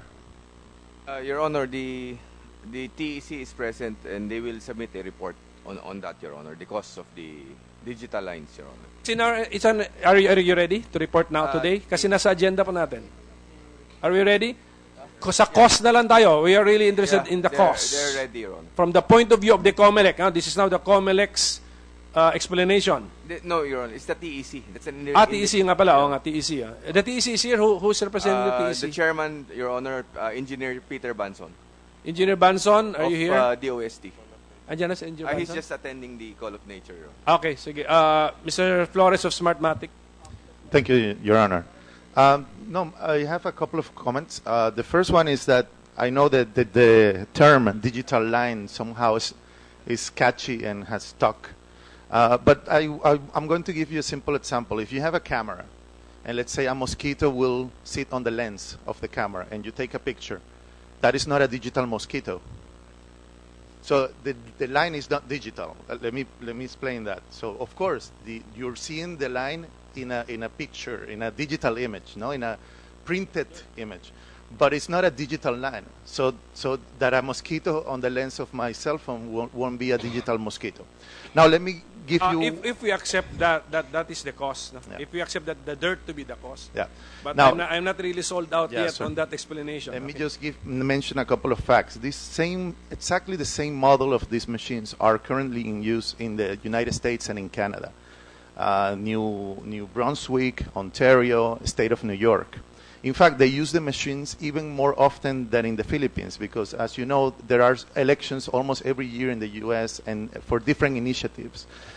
So the machines have been reading more ballots than they have been in the Philippines for even more years, and none of this has ever happened. And I even encourage the committee to contact those customers that use the same machines in other countries where this phenomenon has not been recorded. Also, let me point out to the committee, because the theory that this happens because the machines were on storage, you can also request from COMELEC that during the preparations of the 2013 elections in the warehouse, 100% of the machines are tested before being sent to the field, and ballots with marks are fed into the machines and a count is made. And 100% of those checks resulted in 100% accurate results. And as you all well know, also on election day or days before the election day, there is the testing and sealing of the PCOS machine, which means in 100% of the precincts, 10 ballots were fed into the machines with marks, and results were printed and checked for accuracy. And there is not a single report in over almost 80,000 precincts where those testing and sealing results were not accurate. So the machines arrived in the precincts in mint conditions in 2013, sir. So that's why we maintain, and we will always maintain, that whatever is causing these accumulations is due to the paper and the ink and mishandle of these two components during the election. That's why we are now resorting to a third party, no? But Congressman Barsaga, please. Just two questions to Mr. Flores. Number one, do you agree that these lines are present in some of the ballots that were used in 2013? That's what I have seen from the reports of the random manual audit. We are not participant. We only receive the information. Would it be possible that these lines could be present in the ballots that were used in 2013? I don't think so, sir. No, I don't think so. It's actually what I believe is The paper is of low quality, which creates a lot of particles to appear. Also, it doesn't have the right absorption of the ink, and if the ink doesn't dry fast enough, this can create. Imagine you throw ink inside the Okay, PCOS machine. another follow-up. So it is possible that these lines, if they were existing, could have been caused by the quality of the paper used as ballots. That's what we maintain, sir. What about the ink? It could be both, or a combination of both. What about the PCOS machine, the quality? I maintain, and in fact, they arrived at the precinct in perfect conditions. And they were tested at the precinct, 100% of them, and they all passed the accuracy test. We will confirm that statement. No, that is a testing. No, that is the one done a week before. Before leaving the warehouse and on the precinct, the machines were the morning of counted election day. The morning on election day. We don't audit that, right, Commissioner Lim? There is no way for us to find out if there were lines also generated in the images of those test ballots. Except that the value of the statement is that maybe those lines did not affect the testing. Your Honor, in the pre-election logic and accuracy test, that's part of the test, Your Honor, and we didn't find any of that. Okay, but Engineer Banson is here now. Don't we want to hear his explanation? Are you not excited to hear the explanation? Dr. Celis, yes, please, okay. Yeah, Mr. Chairman, if you recall, in the past JCOC hearings, former Chairman Brillantes already mentioned about that the cost of the digital lines were Mylar. That was cited by Chairman Brillantes. And, of course, it was contested here that the cost is the paper. If you're going to have the paper with so many particles in it, you would see particles in there, not straight digital lines. It couldn't be. It couldn't be. Yeah, and the chairman, the former Chairman Brillantes said, and you are the one who asked it, what happened in 2010? Were there digital lines? The reply of Chairman Brillantes, will look into it. Pero I think, in fairness naman, the issue of digital lines really did not come out or crop up after the May 2010 elections. But Chairman Brillantes said that and I have to make that's why we will ask COMELEC for their commitments to deliver reports. Let me make another critical comment, sir. Is the digital pictures of the ballots, which our system stores, that is showing this. If there was any intention to manipulate software, we will be the most stupid company in the world to allow this to be shown by our own audit functionality. This is why we always maintain that the system is 100% auditable. The evidence of everything that happens in the PCOS is in the logs, is in the images. So it's completely transparent.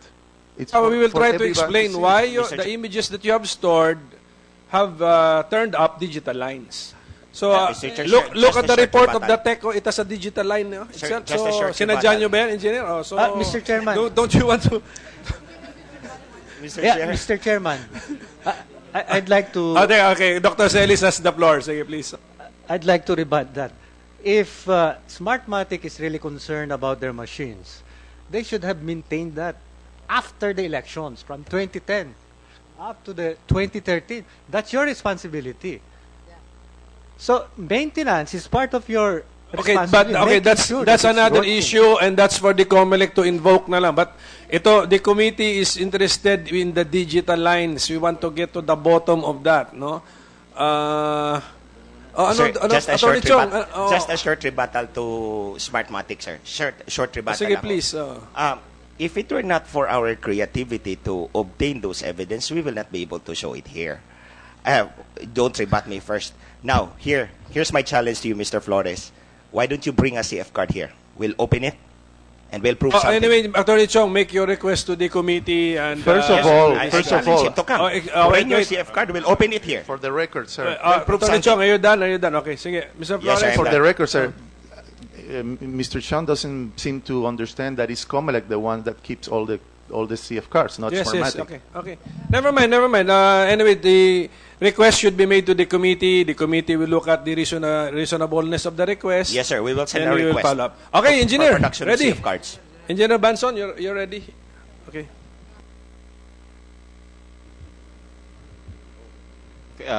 Thank you and good morning, Mr. Chairman and members of the committee. My name is Peter Banson. I'm with the Department of Science and Technology. And also I'm with the TEC, or the Technical Evaluation Committee of COMELEC. So today I'm going to give an update on what we've found out regarding the digital lines issue. Next slide, please. Next, okay. So a brief background about our committee, the TEC. The TEC is the Technical Evaluation Committee created under Section 10 of RA 9369. So far, that's a valid section. It's chaired by DOST. There are 3 members. The second member is from the ICT office, and the third is from COMELEC. So the main mandate of this committee under the law, Section 11, is to certify that the EES, or the automated election system, is operating properly, securely, accurately, and so on, in conformance with the conditions presented in the law. Next slide, please. Okay, a brief background on the digital lines. These are vertical lines appearing in the ballot images that run from the top to the bottom of the ballot image. So they're never horizontal. They never run left to right.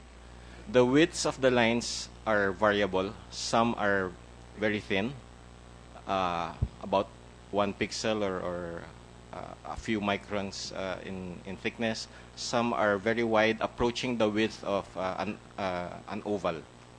Okay. They can appear more than once in a ballot face. So there are certain ballots where you can have 2 or more in one side. They can appear on both sides of the ballot image. So the ballot is scanned front and back simultaneously by the PCOS machine, and you can have digital lines on the other side as well. Okay, and then depending on the location of the line and on its thickness, it may affect the interpretation of the ballot by the machine. Okay, so it doesn't always follow that just because ballot is aligned, then the result is affected. And then this is apparently a common problem in optical scanning devices where the scanning element is fixed. So there are 2 ways normally for a device to scan paper. You can have the paper move across a scanner, which is what the PCOS does, or you can have a scanner move across the paper, which is what a normal office scanner does. So for the PCOS, we use the former method. So this is a common problem in those kinds of devices. This is also found in office scanners with automatic document feeders. So if you look at the support forums of popular manufacturers, a lot of customers are complaining about digital lines present in their copies. Okay.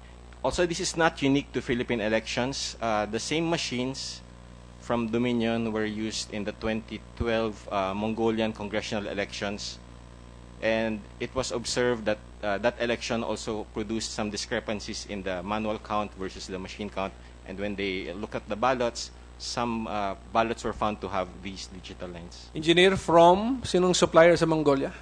Dominion's. Dominion. It's not Smartmatic. It's the same machine, but it was Dominion who contracted with the Mongolian election authorities. Okay. Continue, please. Okay, so this is a sample image, as we've seen earlier, of an actual ballot. This is from Rojas City.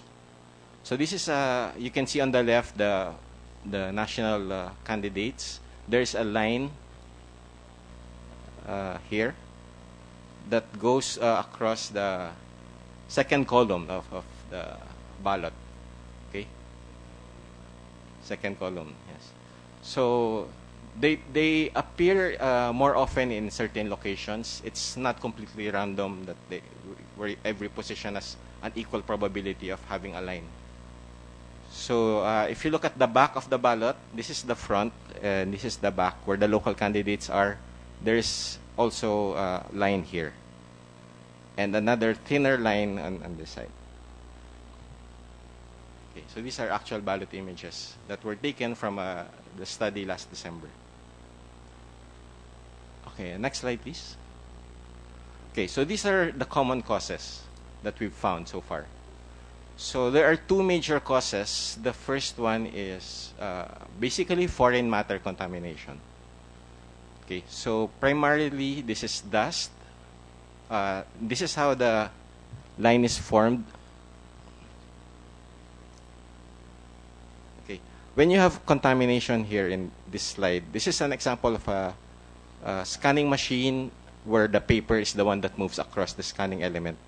As the paper moves across, this dust here will block the optical path of the scanner, and thus it will think that there is a mark in that location, and because the paper is sliding across it, that mark will become a line. So the most common causes that we've found is basically dust, and this is primarily due to static electricity. Okay. So static electricity is the phenomenon where charges accumulate when two materials rub together, when there's friction between two materials. And this is the extent of the generated charge depends on a lot of factors. So primarily the materials. Some materials are more prone to lose electrons. Some are more prone to gain electrons, therefore gain positive or negative charges.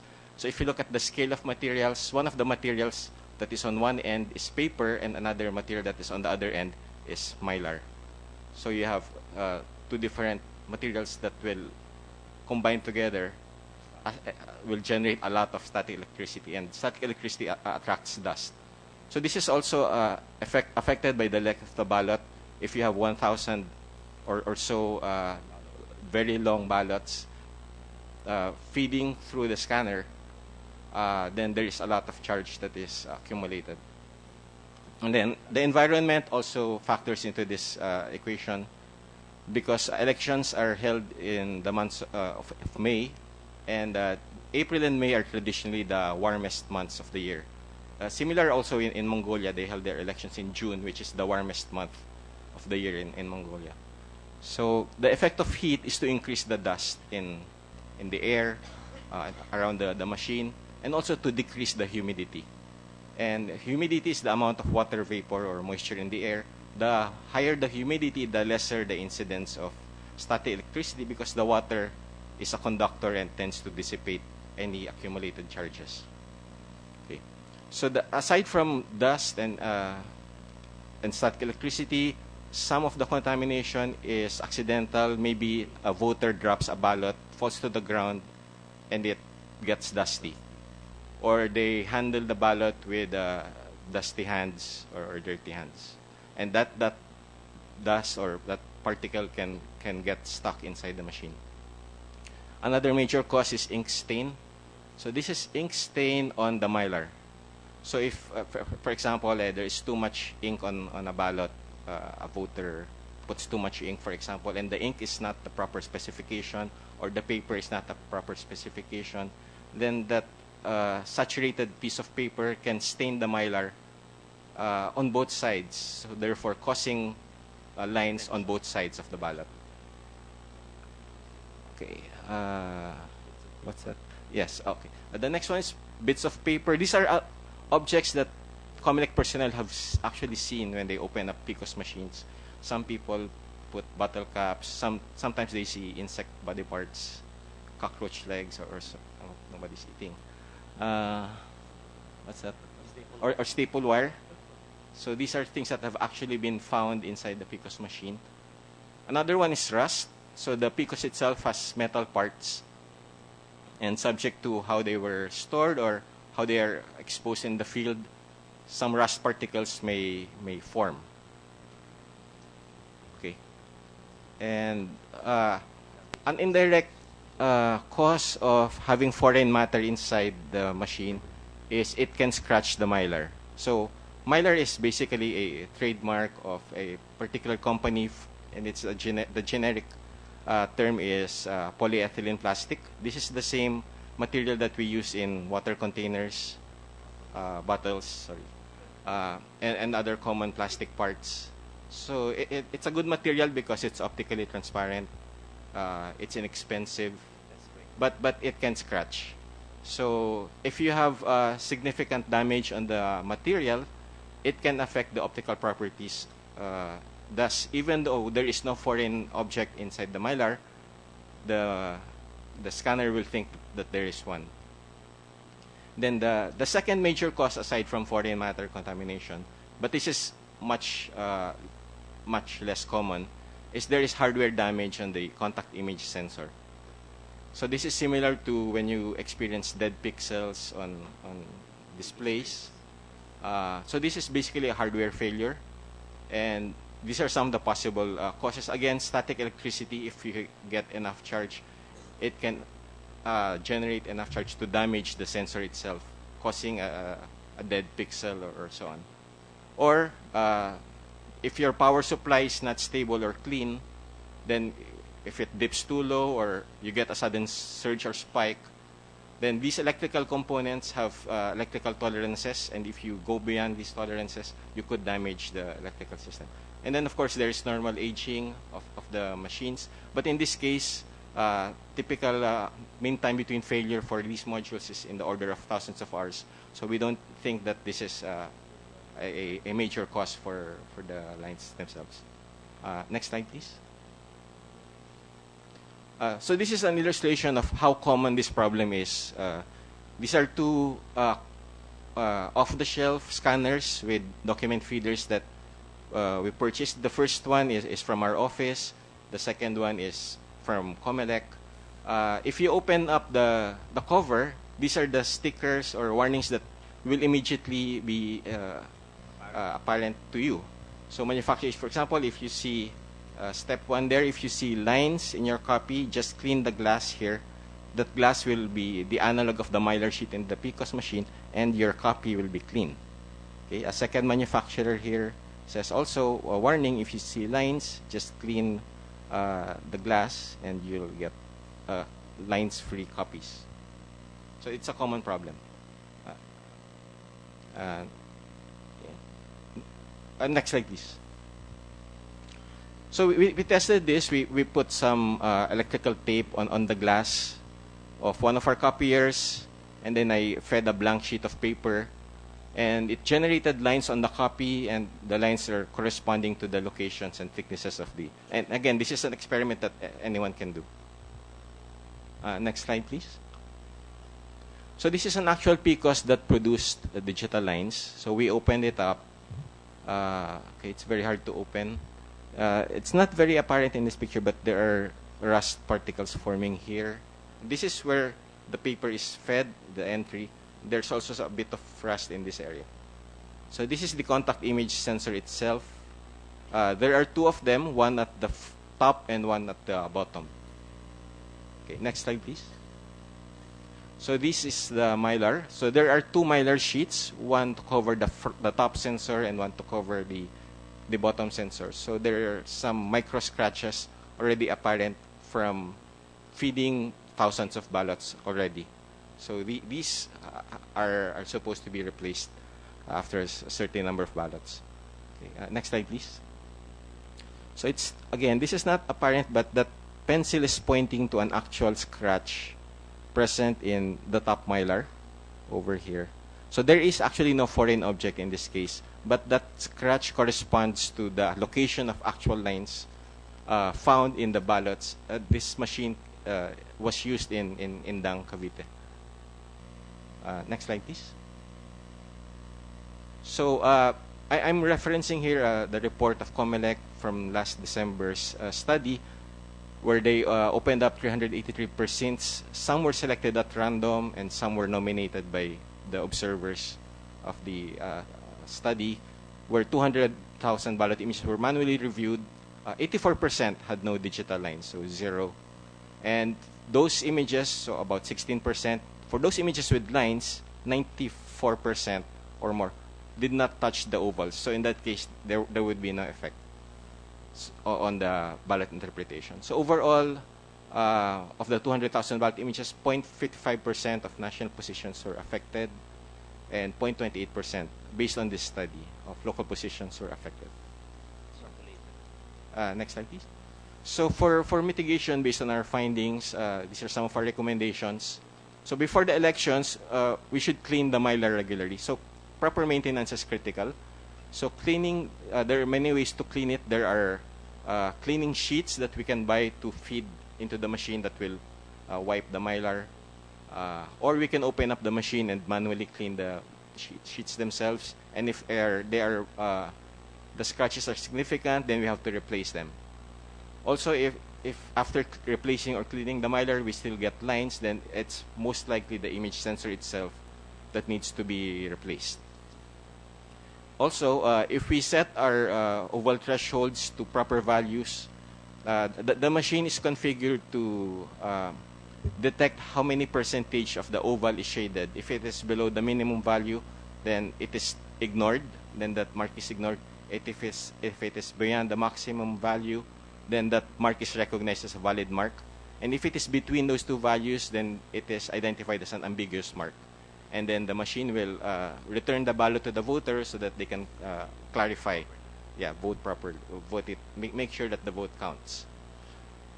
So if we set the minimum value, for example, high enough, then even if lines or significant width lines are hitting the ovals, then the machine will still ignore those marks. And then, as mentioned earlier, we can have software image processing algorithms that we can install in the machine that can detect these lines. But of course, this needs further study because the hardware has to be compatible with the algorithm. But it's possible. Of course, we need to make sure we have the correct ballot paper specifications and marking pens as well. And then, of course, voter education, we need to emphasize that they need to shade the ballot completely and also not to place too much ink on the paper, on the ballots themselves. But during election, make sure that the voters use the correct marking pen. Sometimes voters take home the pen and they run out of pens in the precinct, and the instructors use whatever pen is available, and sometimes the ink is not the proper specification. Of course, minimize dust and ensure that the electrical supply is stable and within the tolerance of the machine. I think this ends my presentation.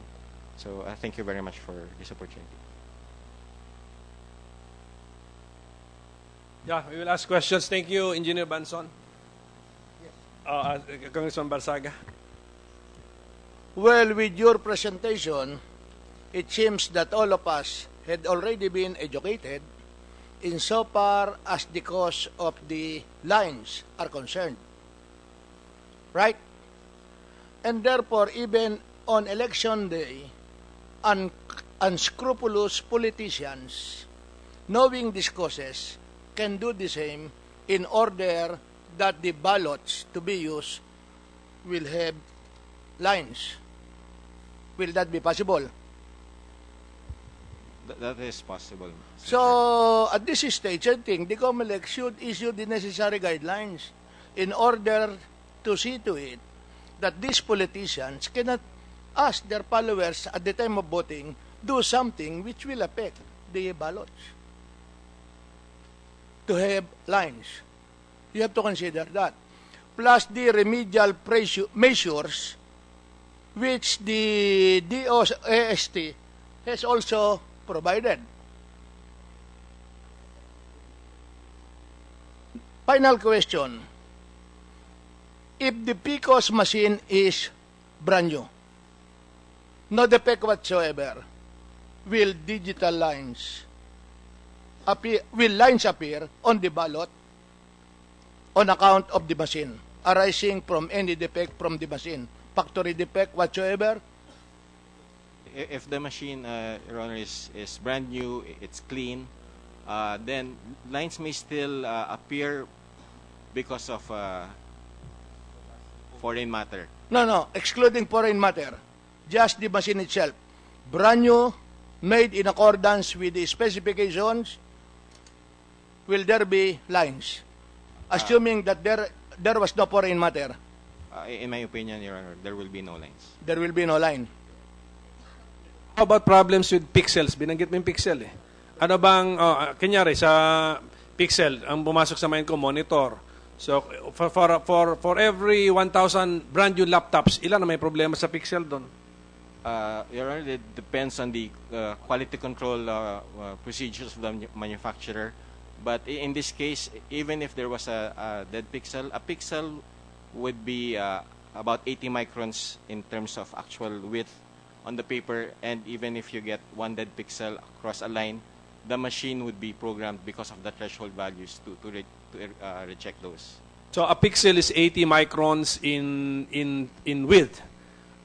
Given the 20% threshold ba tayo ng 2013, Commissioner? Yes, Your Honor.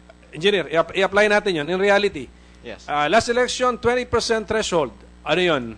Ilang microns yun? The line itself, if it's 80 or even double that amount, is not enough to go beyond the threshold. In the sample ballot that I showed, where the line crossed, and it would be did not affect the it would be highly improbable for a brand new hardware to have two defective pixels clustered together or close together. Ganun ba yun?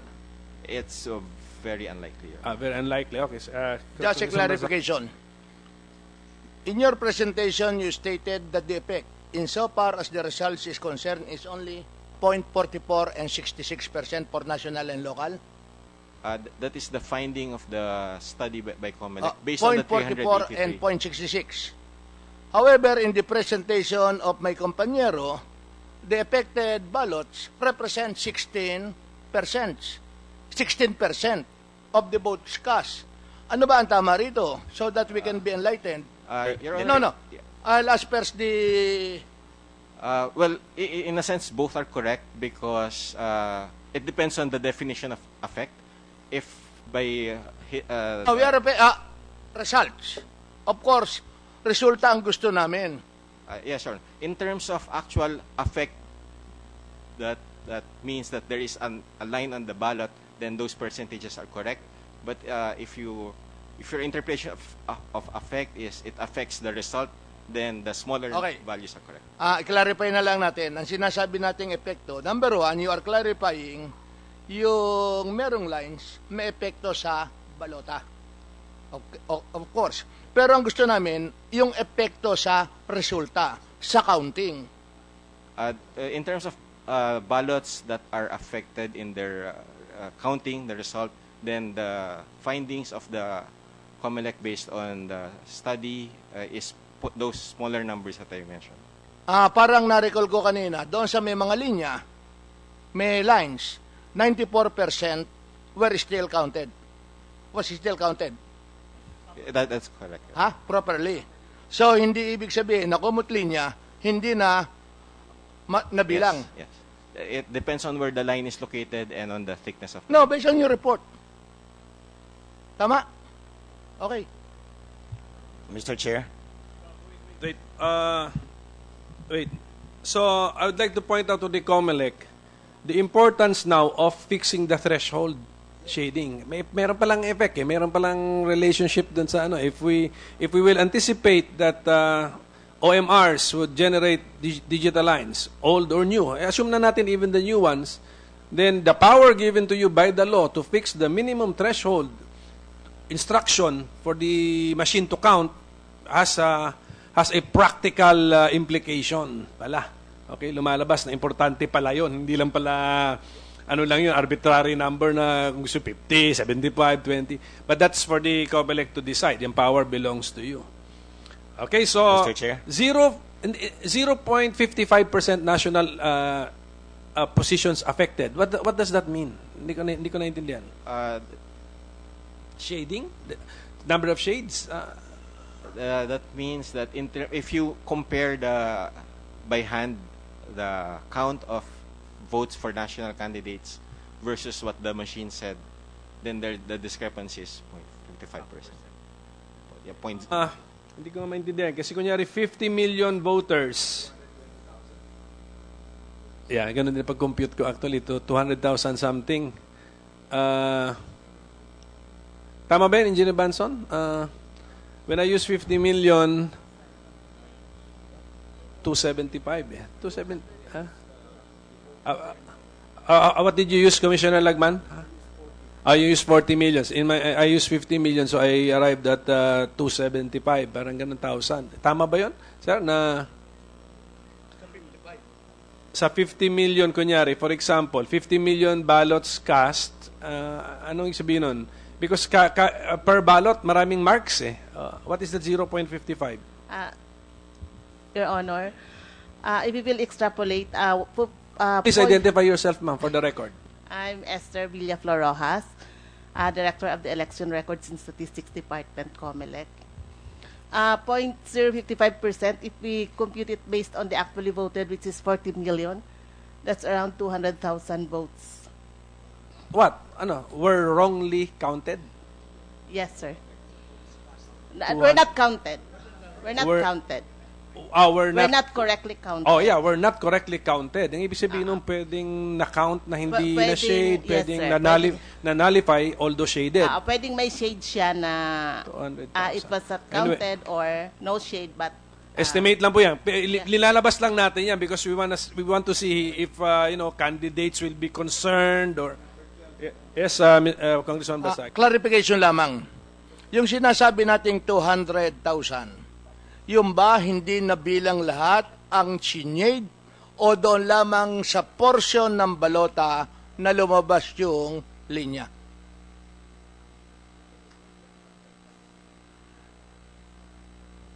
Did you get the point? Kasi yun namang shaded lines, hindi yung entire ballot. Yes, minsan, isa o dalawa lamang kandidato ang tinatamaan. Kung isa o dalawang kandidato ang tinatamaan, based on your studies, nabibilang ba yung mga nilagyan ng shade na mga kandidato na hindi na-cover up o hindi dinanan ng shaded lines? Hindi ganun ka ano. Sir, kung yung race for that position, for example, allows for multiple candidates, then nabilang yan, sir. Unless there is an overvote. Yes. Kung mayor lamang, sir, tapos wala namang hindi nag-effect yung line, then that vote is counted. So, basta hindi dinanan na linya, mabibilang. Is that a correct conclusion? Based on your studies and investigation? That's correct, sir. So, unless na lahat ng shades ay nalagyan ng digital lines, that would be the only time na hindi makakount ang sinumang binoto doon sa balota. Tama ba rin yun? Lahat ng shades, merong lines. Yes, depende sa allowed number of candidates in that. Hindi, huwag na nasing depende. Lagi namang more than eh. Unless isa lang ang kandidato. Kung nag-cause siya ng overvote. Hindi overvote lahat. Hindi mabibilang yon. Hindi mabibilang.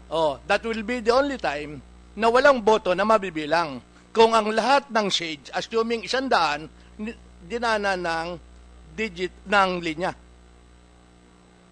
Tama? Okay, thank you.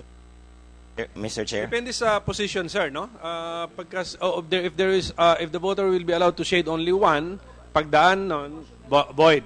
Pag multiple position, depende yon. Because if we count the ovals affected by the line and it exceeds the total number, hindi void pa rin. But if it does not exceed, it will count. Okay, so that is very clear.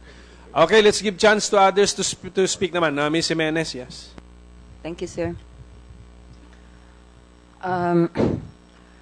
We were just, I'd just like to thank the DOST, TEC, for presenting the study because we waited for so long, 2 years pa.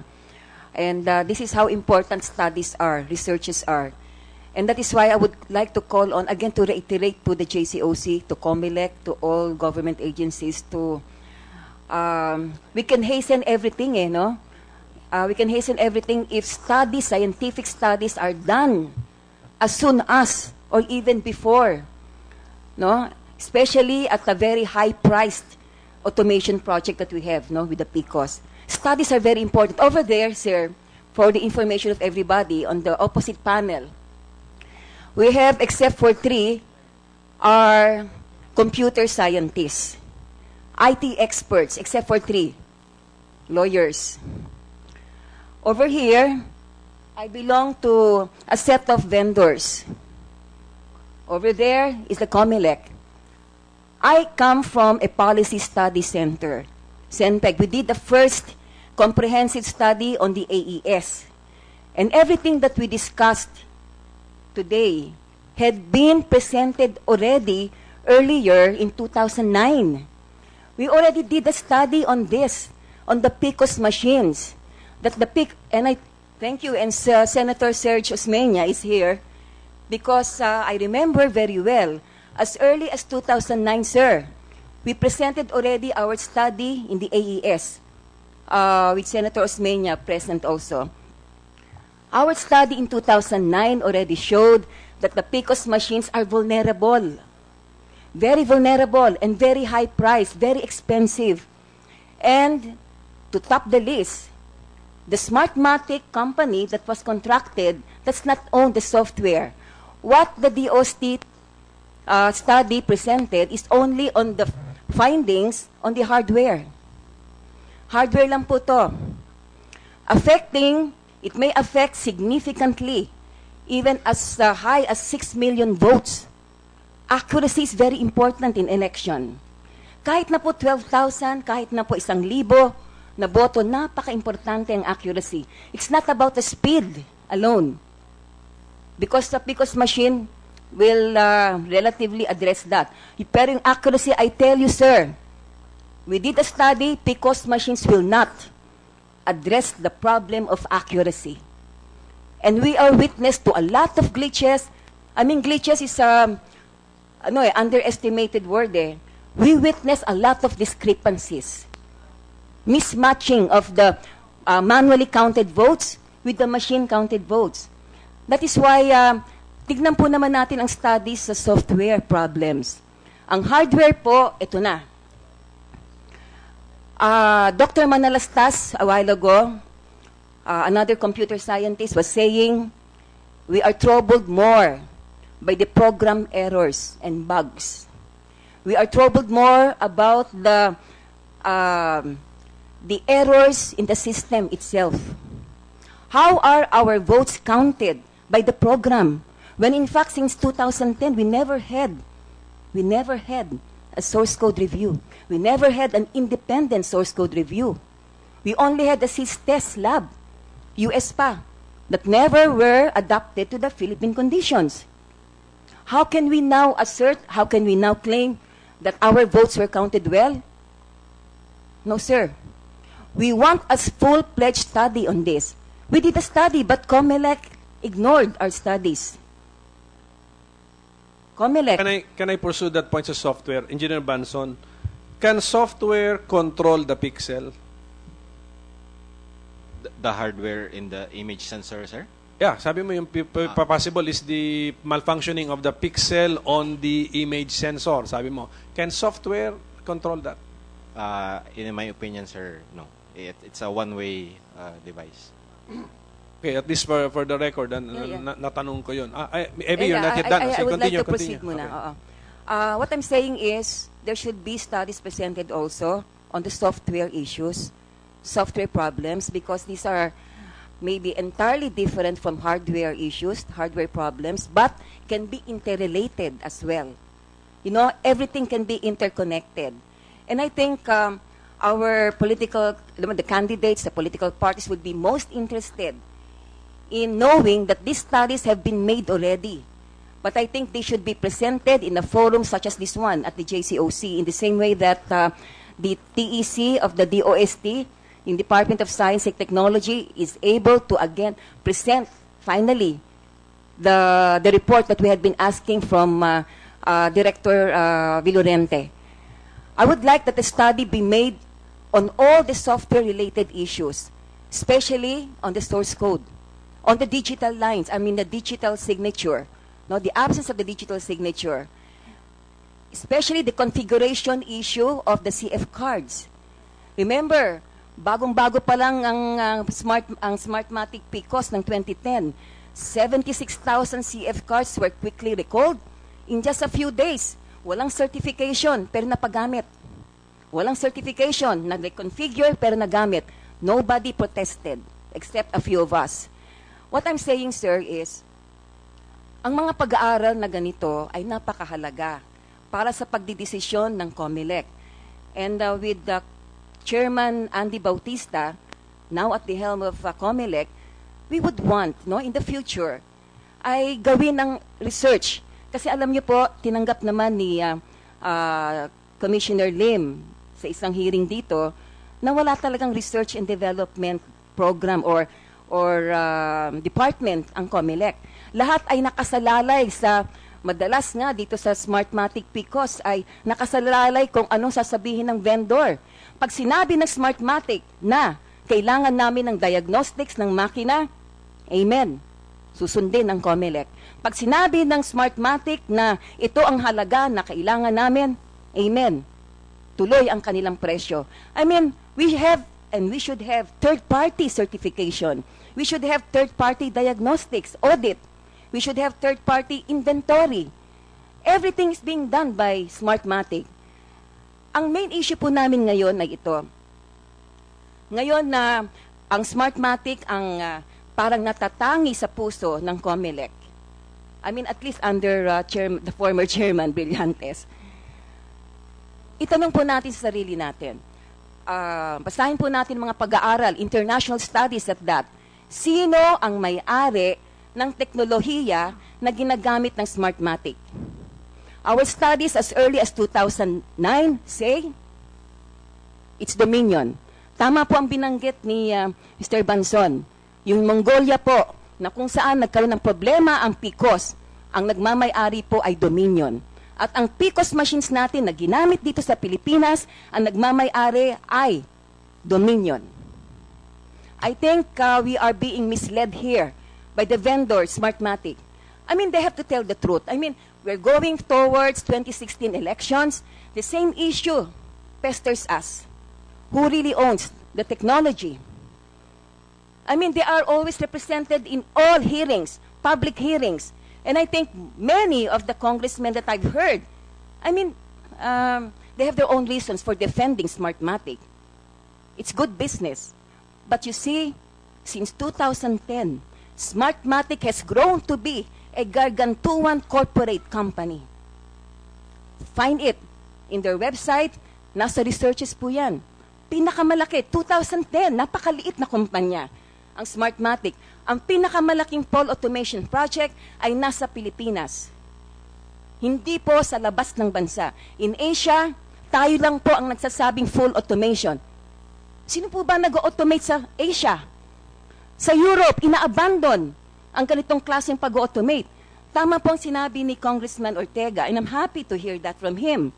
Hybrid is oftentimes a good development. We should listen to all scientific studies. And I think it's about time. 2016, napaka-critical po ito.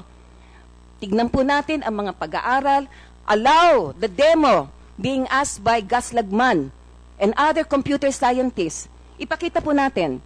Ipapakita po nila na ang PCOS machines ay easily tampered. Kaya pong ipakita yan. Dito sa loob ng JCOC, kaya po ipakita Di ba na... I've been asking you to, Yes, we are ready. To enumerate we submitted, Mr. Chair, materials, a list of requirements, and that includes Smartmatic we will should study it. cooperate. Please, We will please study go. it and then ask. Anyway, We asked the senators, all the political parties, to come and witness. We will show you, the scientists will show you how easily that can be, the results will be easily different. thank you, Evie. The sige po, chairman, I noticed the muna po, chairman sir. listening intently. Anyway, Mr. Chairman, I think the real identity of your bidder, the bidder's compliance with Philippine laws, I think that is actually your call na, no? That's your jurisdiction, that's your lookout, Mr. Chairman. Alam niyo, Mr. Chairman, this has been a very enlightening experience for me, no? And really, I'm learning a lot. And well, Commissioner Guanzon and I have a steep learning curve, and we really have to absorb as much as we can. And really, that the various parties are passionately arguing their sides, which I think is very admirable, no? But again, I just want to emphasize that the May 9, 2016 elections is not a moving target. It is cast in our Constitution. We have to make some quick decisions. And that's why I implore, the various parties, let us be open, but at the same time, we need to be constructive and come up with actual solutions. It would seem to me that, listening to the various parties, that there does not seem to be a really perfect system at this point. So what we need to do is try to figure out what is the best system for the Philippine setting, and also given the time constraints. And that, I think, is what hopefully the JCOC will help us. Of course, we are going to help you, pero our resource persons here are ready with actual proposals, but the actual solutions, you have to determine it yourselves. Evie, I will follow up your points. Gusto ko lang malaman, what's the problem with the CF card configuration? Because I will ask the Yes, some sir. questions. Ano problem doon? We actually submitted the full report on the In CF short, cards. what's the problem? Po, CF card configuration. Yung CF cards, ay ni-recall during the FTS. Ito po yung... per 2010 yun. 2010 nga po to. Kasi 2010 yun. napakahalaga pong malaman natin. May problem pa ba sa CF card on 2013? Meron pa ba? Meron pa. Ano nga? Dahil kung I will ask them. Unang-una, ang CF card po ay configured po yan at tumatakbo na hindi natin nare-review kung ano yung programa na ginamit. Sa loob, okay. Sa loob. So, napakahalaga po ng source code review. Pangalawa po, ang certification. Ano po yung mga CF cards na ito? Dahil napakahalaga po na malaman paano nag-ooperate ang makina. So I will now be asking the COMELEC if you're ready to answer the questions, because this is public disclosure.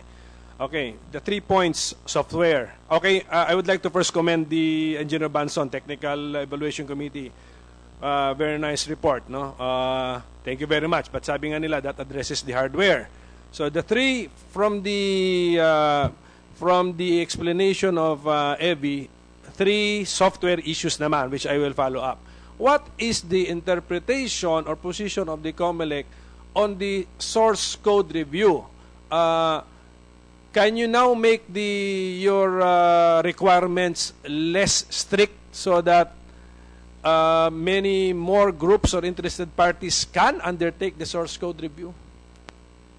Kasi you're a new chairman, but I want to see the philosophy or the attitude you're bringing to the COMELEC. Well, again, in terms of philosophy, Mr. Chairman, we want to be more transparent. Now, I don't still understand yung nuances in terms of what ang reklamo noon, there was paper compliance. Yes, you can review, pero grabe ang very, very strict requirements. Sige, titignan po natin. Nullifying the right to review. Our commitment is to be more transparent. Okay, so ayan. Okay, number 2, what is now the interpretation or the position of the COMELEC regarding digital signatures? Iba kasing ilalabas ko yun para lumabas na iba ang anticipation ko, ibang interpretation ng COMELEC sa requirement for digital signatures, ibang requirement ninyo, Evie, and ni Professor Manalastas. So kung ngayon palang kaaga, makita nyo na iba, you can start questioning it. And because they will not move, They will not move. And I want to find out who's got the correct interpretation as to digital signatures. Okay? But as mentioned by Commissioner Lim, you have won a case, di ba? You have won it in the Supreme Court. The Supreme Court has stated that the current system is compliant with the requirement for digital signatures. So if some people or sectors of society are not satisfied with the ruling, we can retest, move to reconsider the ruling. Pero is that still your interpretation? That the machine-generated digital signatures comply with the requirement of the law that there should be digital signatures? Yes, Your Honor. Based on the Supreme Court ruling. Okay, so at least maaga pa, so that, ang galing nga rito, there are some, yung nullification of the contract. I mean, it came from some stakeholders who moved immediately. And then the third, yung CF card, Chairman Bautista, does it contain software? Yung CF card? Is there software in that CF card? And if yes, open it to review.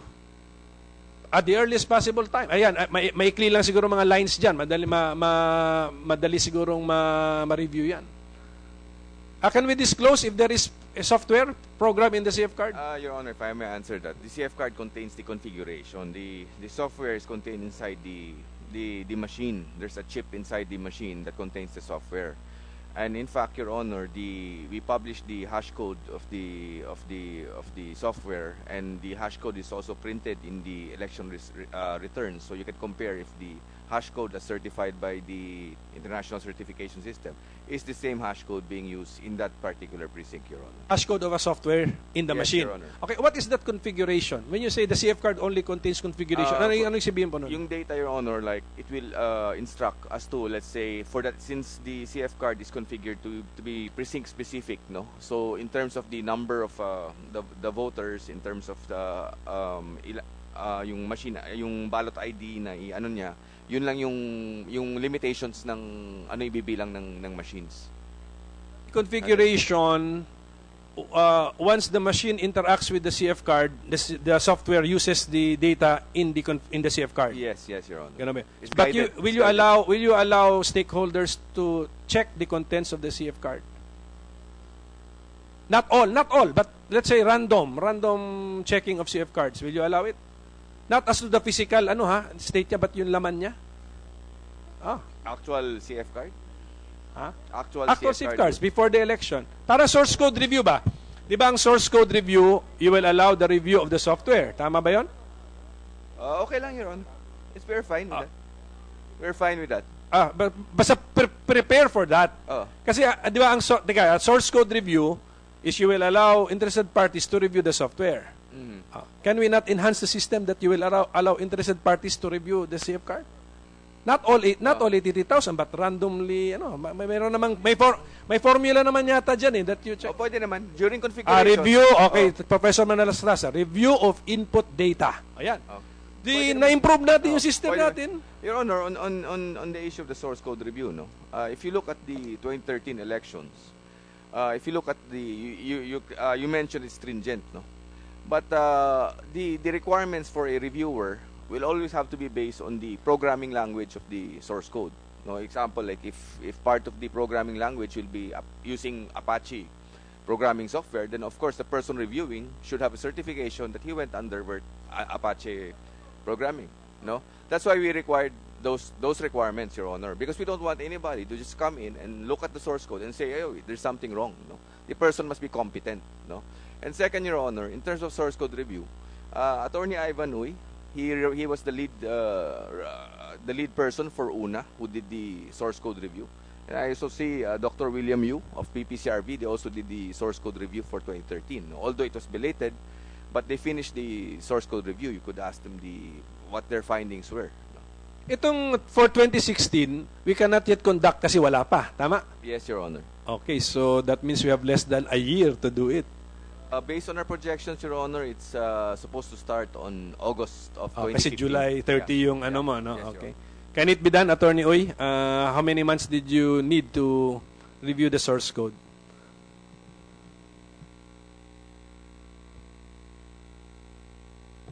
Actually, Mr. Chair, we actually did not do a line-by-line review of the source code because of the lack of time. I think we were only given 5 days or a week to do it. So actually, it's going to take maybe a few months to just go through a line by line. I think there were 200,000 lines, if I'm not mistaken, 200,000 lines that need to be reviewed. That's why we require the presentation of the calendar. Kaya alam natin na July, Commissioner? August, Your Honor. August. I think ang end date is January, but we are willing to extend that, Your Honor, if they need more time. What is more important is the starting time. When you will allow August, Your August. Honor. Ang period sa timeline is August to January, but we are willing to extend that even up to May. Mr. Cardenas has been raising his hand. Please, yes, sir. Yeah, PPCRB participated in the review, and there were several observations that were communicated to COMELEC. even given a few days of only about 5 days. No? But anyway, Mr. Chairman, what we would like to point out this in this meeting today is, number one, whatever system we're going to implement for 2016, the basic requirement that we would like to see is whether the system can be guarded and can be validated. We have the most number of volunteers in the field during elections, and being layman, simple lang po hinahanap namin, kaya ba namin bantayan? Kaya ba namin i-validate at a certain point? During the 2010 and 2013, nabantayan ho namin, and at least meron tayo ng RMA. Okay? To validate. And I think we have a record to state the percentage accuracy sa RMA natin. Medyo okay naman, no? So siguro baka pwedeng dagdagan yung RMA natin to improve the system. So yun lang po ang gusto naming ipahiwatig. Can we move on with our agenda? Sir. Okay. Sir, in response... yung iba naman, no? Si Mr. Kerubin muna, and then Mr. Casino. Sige. Thank you, sir. Just a clarification on the report, no? It does say that there were rust that was discovered. I was wondering why it was not discovered by Smartmatic during its maintenance, as they claim that it happened. And then the report also said that it was 0.58, 0.54 for the national and 0.28 for the local. This is a total of 0.82, which means that the accuracy rate based on that is 99.2%. Is that the official accuracy rate of the 2013 elections? Just a question lang po. And then Smartmatic always says that it was not really the fault of the PCOS because it was the paper and the ink. No, the way we look at it from the IT side, if you're the project manager, the PCOS is like the car, and Smartmatic is like the driver. If you allow anybody to put in diesel in a gasoline car and then you complain that it doesn't work, then it's basically the driver's fault. No? And the mention also of the different PCOS usage in the US, I think that tells a lot because the driver in that PCOS was basically Dominion. So maybe we should ask Dominion to drive the PCOS here in the Philippines. We will write to the clients of Smartmatic. We will get the names and the data from information from Mr. Flores. Mr. Casino? Thank you, Mr. Chair. Just a suggestion to the JCOC and the COMELEC, since on the subject matter of source code review, since we already conducted the election of 2010 and again in 2013, the logic of the program is the same. So even if you go to 2016, it will be the same, except the names of the candidates.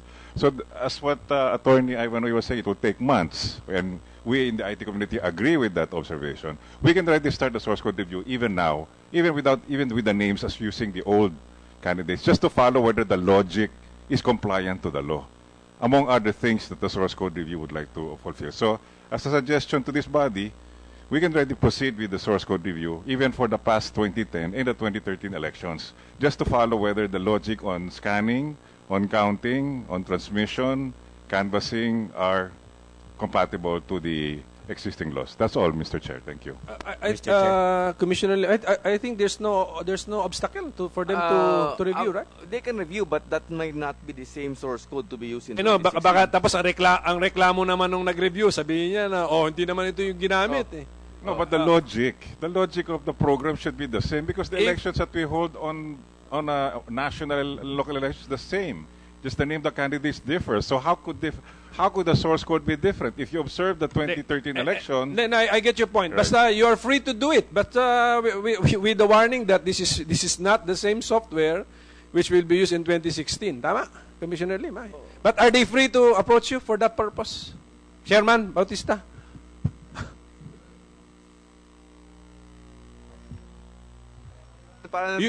Question muna, do you have the source code with you? They don't have the source code. It's in BSP. Then pasagutin muna natin, please. Nasa Bangko Sentral po, Your Honor. Siguro sagutin lang yung gastos ng Dominion para pumunta dito. Sino? Dominion.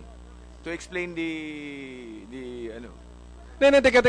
The source code is with the Bangko Sentral. Yes, Your Honor. What is the arrangement of COMELEC with Bangko Sentral? For those who want to examine the source code, can the source code be released? Sir, sir, yung source code can be opened by two entities. Kasi meron silang, if I am SLI, I did the trusted build. I have one half of the password, and then si Dominion, si Comlim, has the other half. So two entities should be present to be able to open the source code. Ang sabi nga ni Comlim, who would shoulder the expenses? We have to get their plane tickets. Saka na yan. Tinatanong ko lang kung ma-access ba yung source code. Saka na yung other difficulties. Sa 2013, we cannot access the source code. Number one, it's with the BSP, and even if the BSP surrenders it to COMELEC, you cannot decrypt it because it's encrypted. Ganun ba yan? Yes, sir. Okay. And even the password is not with COMELEC. Yes, sir. Okay. And Basta klaro yun. Isa pa, sir. And for the 2010, I think we have to secure the authority from the PET. The PET. Kasi meron silang protection order. Presidential Electoral TV. Pero to 2010 yun. But 2013, walang ganun. No such thing. Okay, that's the situation. At least lumabas lang publicly yung situation. Sir, okay? Excuse me, sir. Can we now proceed? Sir, we cannot proceed, sir. Clarification lang, sir. Miss Of the Acol, ownership Miss issue. Miss Acol first.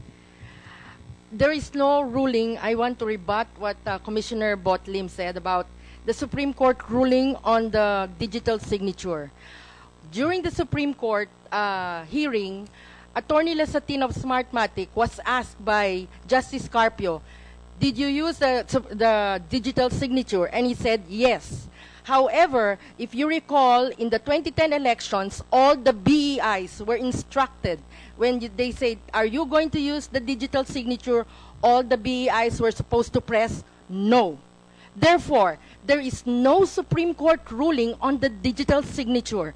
What was just ruled was that they can have the option to purchase. Remember, that was the case on option to never mind. purchase. Let's leave the interpretation of Supreme Court decisions to the proper case. Basta, Yeah, but for the record, pinalabas ko nga actually yung position ng COMELEC so that you will all know. Yeah. And if you disagree, then have this interpretation nullified or tested in court. Second, okay? I want to say on the digital lines, there were already present digital lines in 2010. That was I was raising my hand because Attorney Mel Magdamo already filed with the Ombudsman a case on the digital lines. Therefore, it does not matter whether the machine is new or old.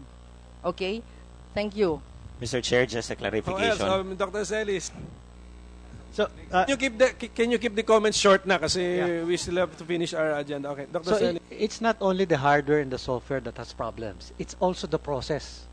We submitted our position because you mentioned last meeting about the analysis of the 76,000 CF cards. 76,000 CF cards. Because in 2010, the TEC certified the system to be okay. Now, that was 2 months before the elections, but the law says it should be 3 months. But anyhow, the CF cards malfunctions, or I mean, the PCOS machines malfunctions in May 3, or on May 3, 2010. And according to Smartmatic, it was the double space. But according to James Jimenez, it was the configuration, the orientation of the ballot from vertical to horizontal. So there's what you call the conflicting arguments. So what we submitted to you, the Technical Evaluation Committee has already certified that those programs that were used in 2010. But how come these machines in 2010 malfunction? And there were so many evidences to show that in Batangas, in Makati, those intended votes for the real candidates were really transferred to the other candidates. So what happened after the certification up to the election day? So if you're going to be the one certifying those machines, that means the technical evaluation You're referring to committee, 2010? Yes. Oh, did we improve on 2010 in the 2013? No. We did not. It became worse. So what we're saying Okay, is the so- process. When you're going to change anything, the configuration or even the program codes, that has to pass through the technical evaluation committee because they're the ones certifying that the machines are okay. And the changes in the configuration, the changes, whether it's a double space or an orientation from the vertical or horizontal or vice versa, that should pass through the technical evaluation committee. So for 2016, we argued or we suggest and recommend that anything that the COMELEC would like to have changes in the process or in the system, it has to pass through the technical evaluation committee for certification. Okay, I get your point. You're not, you don't want us to go back to 2010, but you're just pointing that out. May mali doon. If that should happen again or a similar nature problem, it should pass through TEC. Yes. Chairman, that's just his input. So find out if you share such an opinion, then do it if he's correct. Again, Mr. Chairman, we want to learn from the mistakes of 2010 and 2013, and we hope to improve them. So if you have a list of mistakes, please provide it to us, and we will try to improve. Mr. Chairman, we just submitted to the JCO. Ganito na lang gawin our natin. study. This committee, mag-inventaryo kami ng documents that we have, then bigay po namin sa inyo. So we go over these documents at the same time. Yan, maganda po yan. Okay, Mr. Gaslagman. With TICRES, our plan is to use open source. So it's going to be published in the website for everybody to see and review because it's open source. Many of the problems that we're discussing today will be solved if we use TICRES. Yes, sir. Mr. Chair. Mr. Escuela. Medyo mauuna lang ako doon sa item number 9, which is internet voting. But because we have to end by 1 o'clock. Yes, Our congressmen have also appointments Kaya to nga do. po, gusto kong maipasok ito kasi mahalaga po sa amin yung development ng election technology na gagamitin.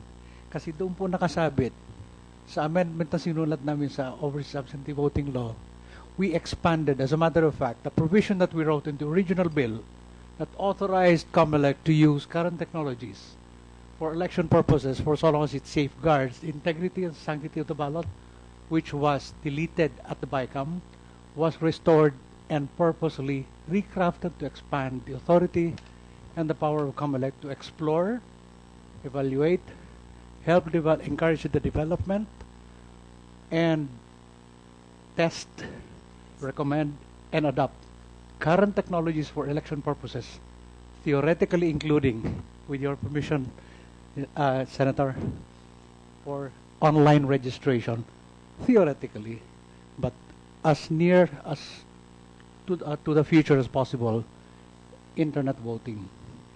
All right. With the philosophy that internet voting would allow every single OFW to vote anywhere he is, without necessarily going through the problems of securing a visa to go from his place of work to his place of voting, assuming he votes personally. Or it avoids and, it saves us money for postal voting, or even the possibility of spending so much to deploy COMELEC personnel to man precincts and embassies abroad. The internet technology would encourage mass participation, ease of participation, with the least inconvenience to the OFW, with the least expense to the government, less deployment of physical resources. And as a matter of fact, we even suggested the integration of DFA biometrics as the ultimate determinant of voter identification, voter bona fides, essentially to support his voter identity at the time of voting. All right. So we are willing to forego with expediting online registration, but at least for voting. Now, my concern is I had to jumpstart our agenda into this discussion. That's number 9 on our agenda. Say, go ahead. Because I was a little bit alarmed.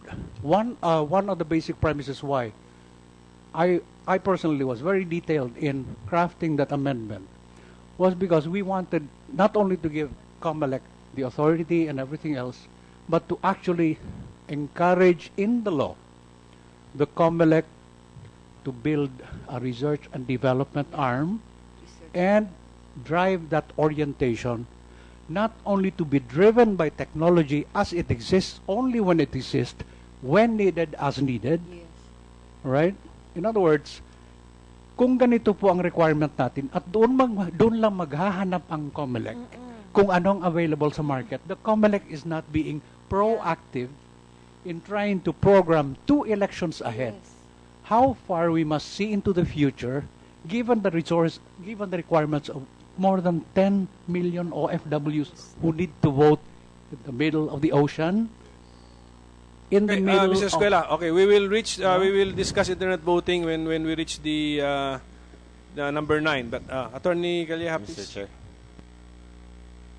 Mr. Chair, thank you. Just a short comment in addition to the comment of my colleague here from PPCRV. Just like to make it on record that the PPCRV, together with its volunteers and of course with talking with the consultation with the teachers, we feel that the automated election is the safest and the fastest way we have. Whatever system that the COMELEC will support, as long as it's automated, we will support it. We will not, and in any way, we would not like to go back to any form of manual counting or balloting again. Second, as far as we are concerned, we have been volunteers since manual and automated elections, and also as an election lawyer, Mr. Chairman, we have seen manual elections overturned results, but never overturned results for 2010 and 2013 elections, meaning the automated elections have been valid and have been safe for all of us. With due respect to the good chairman, Mr. Chairman, whatever happened with you in the past election was during a manual election. But during an automated election, you have seen that it is not only safe for our volunteers, the teachers, but also accurate, and as stated a while ago, we have validated both 2010 and 2013 elections as an automated election. Am I the last victor in an election contest? I think so, yes. And as an election lawyer, Mr. Chairman, I think you know, as an election lawyer, I have seen the protest in the automated elections. All protests that I have seen, no protests have been overturned, meaning it has validated the results of the automated elections. That much we can say. And as I said, it is... I agree, Mr. Chair. Let me just add, I agree that there are improvements with the automated elections, and we are all for the improvements of the automated elections. But I think we have to understand what should be improved and what is material to the elections, because there would always be problems. But we have to focus on the materiality of these problems in order that we can move on to our elections on May 9th. I think that is the purpose of the existence of these oversight committees, to improve actually the AES. Oh, can we, Mr. Chair, let's move on. just a clarification. Make it brief. Very brief. Ladies first, Okay. Attorney Chong. Evie, please. Yes, sir. Thank you. Very, very briefly. It is not true. I mean, with due respect to our election lawyers, it is not true that we do not have electronic voting-related fraud. Electronic fraud is the least studied, the least researched area in the whole world, even in the U.S., especially in the Philippines, that we only have 2 national elections. Only a few organizations are into studies. I would like to rebuff that. No, I mean, we have to do studies, just like in the case of the TEC. We have to conduct more studies. Okay. Secondly, we'd like to ask the JCOC to really have a conclusion already on this issue that we have been raising since 2009. Smartmatic does not own the PCOS technology. Please let us respond to that, because all other issues and problems will keep on worsening. The problem of ownership is very vital to an election system process. Whatever we raise, we will be repeating. We will be accused of being makulit. But everything that we did are based on studies. I would like to ask for them, for Smartmatic officials who are here, to categorically state here in front of the JECOC, do they own the PCOS technology? Or does the Dominion voting system own the PCOS technology? Thank you, Ms. Evia. Attorney Calleja, you wanted to respond? Kasi Attorney Calleja wants to respond. Just a short response to Ms. Evie. All I'm saying is, I'm not basing mine on any study. I'm just basing mine on actual election protests. And no election protests, unlike the manual, which as an election lawyer, I've seen a lot of them overturned. No election protest has been overturned in an automated election. Thank you, sir. Because it's very difficult to come up with evidence when you have to open up the program itself. It is very difficult for protesters to have the PCOS machine open up without spending millions of pesos for just one machine. So yeah, that's correct. That's correct. So, but even in sir. manual, even in manual, millions of pesos were also spent. Chairman Bautista, should it be this oversight committee who will investigate the actual ownership of the technologies, or let COMELEC take care of that? Kasi you're conducting the bidding, that should be your lookout, di ba? When you're convinced that the bidder owns the technology because he can allow the examination of the source code, yun yung aking yun yung basa ko nung when I read the law, and then source code review is mandatory. Therefore, the supplier should be also the owner because he will now allow compliance with Philippine law. So, I mean, should we rule on that, or should that be your concern? Siguro, Mr. Chairman, pag-aralan muna namin, and then maybe we can submit a next meeting natin, kasi if you will not do it, then we will do it. Sige. Kami muna, and then we will submit something to you. Ganun na agreement natin, ha? Oh, kasi bidders, di ba, when you qualify the bidders, dapat ganun It's part of the qualification. Yes, Attorney Chong and then Mr. Casino. Just a short clarification dun sa sinabi nila na the effect of the digital lines on the national positions and local positions is only 0.55% and 0.28%. Ang ibig ho nilang sabihin, balota ho. But balota, 0.55% and 0.28% of the balota. But hindi ho natin pinag-usapan ang epekto on a per shade basis. Kasi ho, Sir Congressman, the Honorable Victor Ortega, even if the line is only on the third column, nagkakawindang-windang nga ho talaga ang bilang ng all the rest of the candidates. Example ho, Precinct 193, Barangay Barangay Talima, Lapu-Lapu City. There were only 607 ballots. Less than 200 ang may digital lines. Yung 607, 24 ho ang positions na sinishade ng botante. So 24 ovals ho yun. Corresponding to 14,673 ovals. Less than 200 lang ang balotang may line. Yet, 3,801 ovals were wrongfully counted by the PCOS. Kasi ho, kahit sa third column lang o sa second column lang lumalabas, naaapektuhan ang lahat ng kandidato, most especially senators and sangguniang panlungsod o sangguniang panlalawigan, the collegial bodies, and also the party list.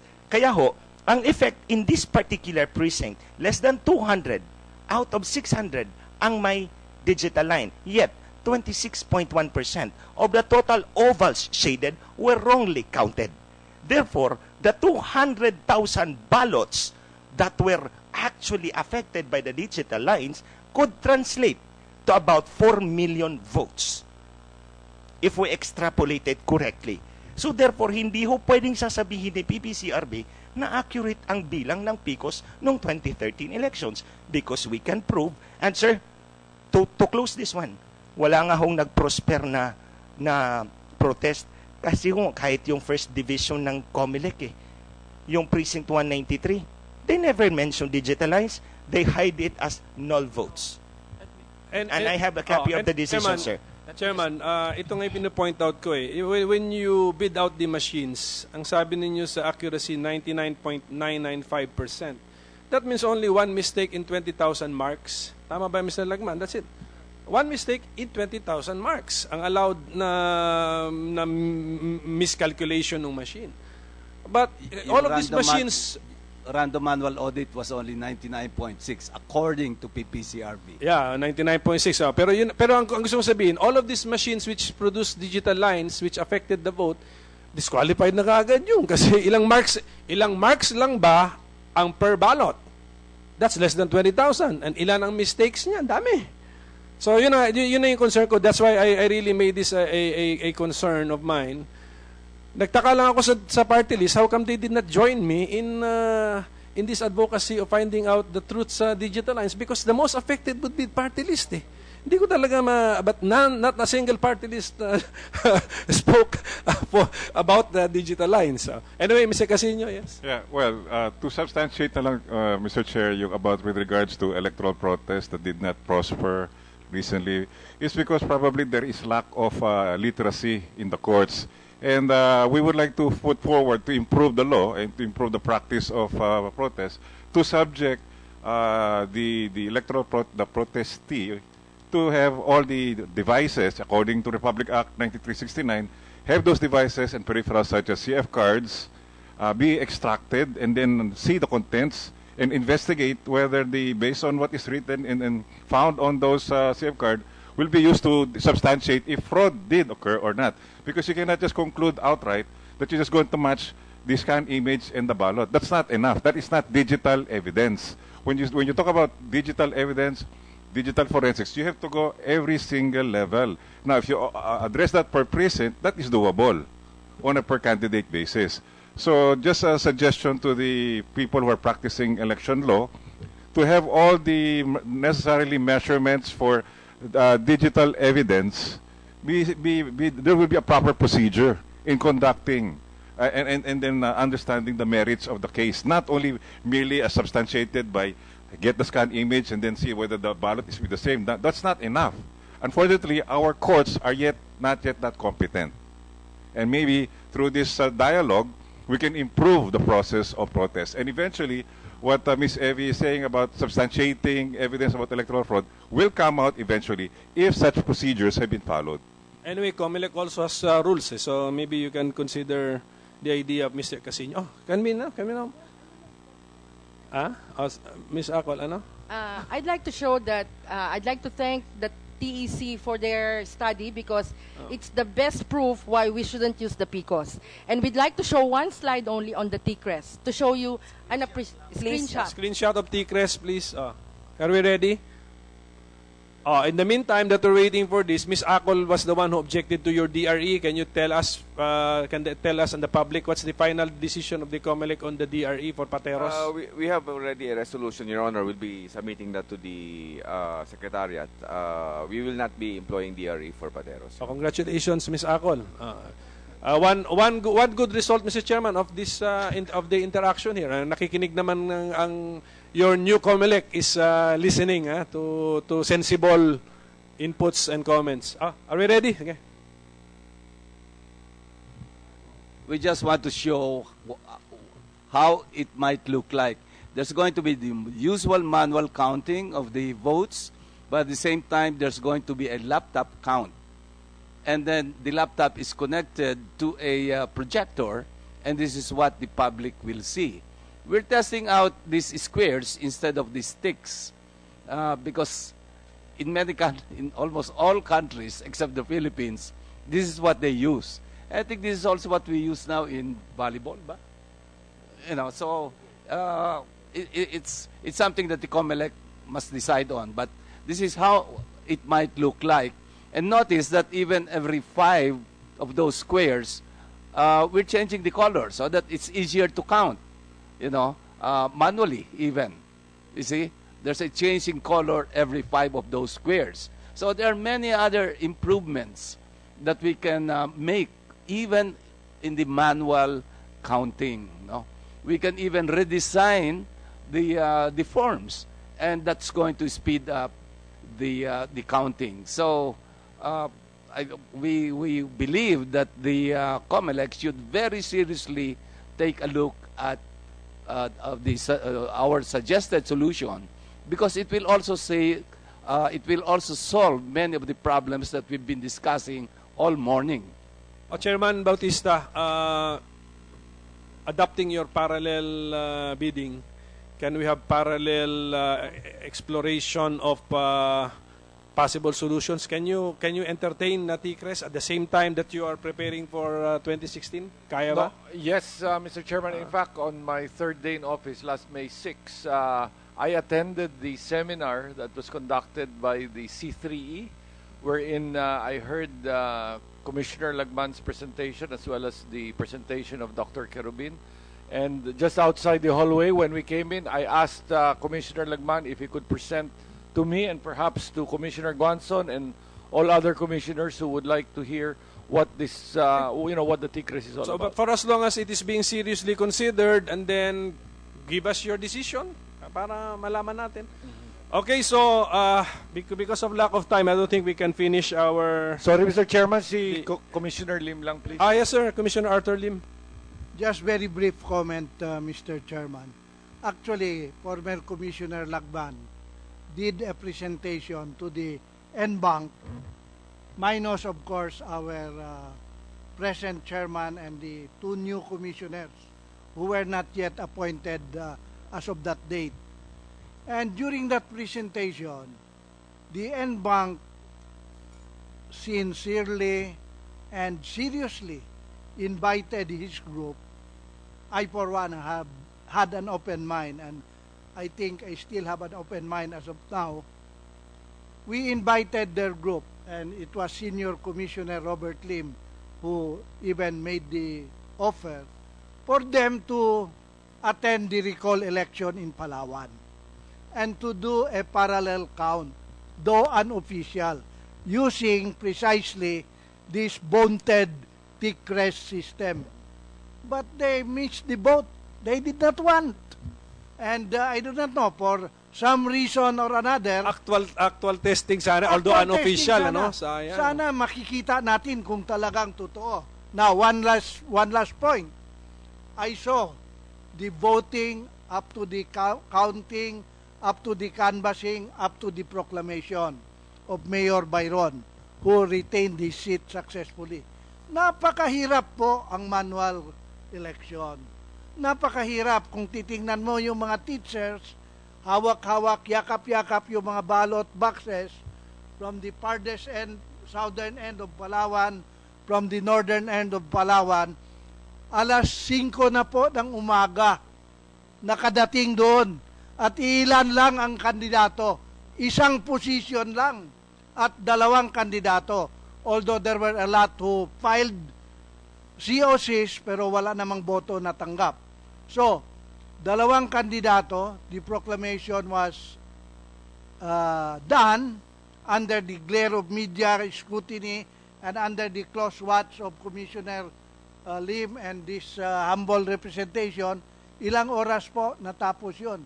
Multiply that number of candidates with how many sa 2016, ilang positions, at ilang malalayong isla, at ilang mga lugar na walang media scrutiny, at ilang objections. Mahusay lang yung nangyari po. Lahat ng mga objections sa mga returns were speedily disposed of. Pero in the far-flung areas, you cannot have that kind of result. So the only point that I'm trying to put across is that Commissioner Lagman missed on his opportunity to demonstrate to us na ang TICRES ay pwedeng magandang system. But in spite of that, the NBank will still seriously consider it. Yan lang naman importante. But you make the decision. You just inform us what is the decision. Decision, Mr. Chairman, in consultation with the JCOC. Okay, you consult us before you make the decision. That's right. Mr. Chairman, may I just... Then you make the decision, then you tell us. But we have to be decisive. Quick response? Because that is the law. You make the decision. Sir, just one liner. Response lang ho. Mr. Lagman, yes. Between our demonstration and the Palawan elections was a very short period. And COMELEC also told us that there's no budget for us. So we had to raise the funds. We're all volunteers here. So, and that was not enough time to raise the funds, even to send people. Anyway, factual statement lang that Okay, TICRES was that's one. not tried in the Palawan recall elections. Accepted. Okay.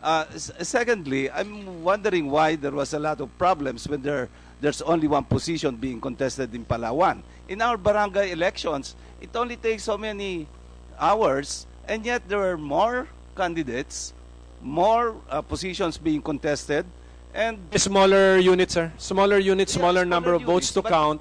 ganun din Counting Ito simultaneously one position done. lang. So I'm interested in finding out what happened in Palawan.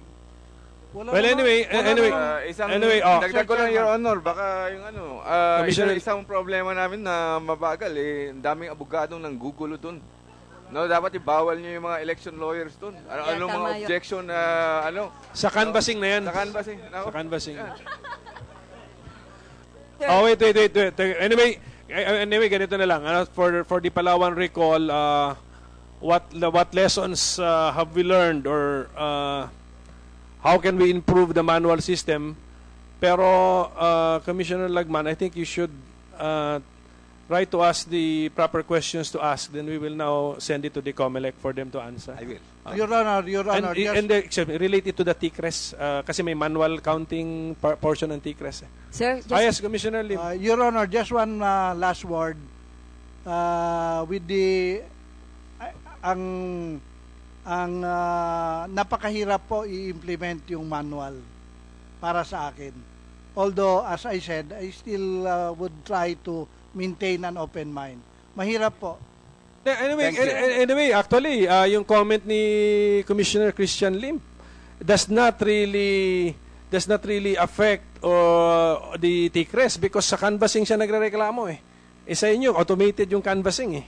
Correct. Because the lawyers' objections were not in the counting, during the counting in the precinct. Hindi doon eh. Mga watchers din, Your Honor. Pero ano ba sinabi mo ng gulo? Yung lawyers sa eh. canvassing, opo. Sa canvassing. So, hindi yun eh. That's automated canvassing eh. TICRES. just one. Okay, so, teka mo, I think, Sir, just one point. we will allow Attorney Caritos naman, has not spoken, please. Attorney Caritos. Good afternoon, Your Honors. I would just like to read the CAC's position, the COMELEC Advisory Council's position on TICRES. The Advisory Council, as mentioned in its Resolution 2014-002, encourages Filipino-developed technologies in the coming elections, provided it comply with RA 9369. However, some members of the CAC are concerned on the following: possibility of electoral violence, given that votes will be counted in the precinct, higher logistics costs for both COMELEC and civil society, and the electorate's familiarity with the system.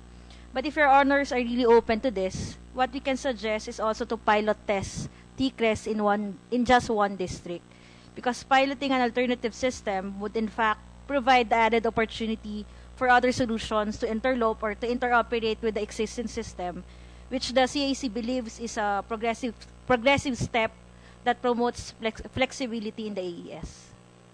Okay, Chairman, take note of that, no?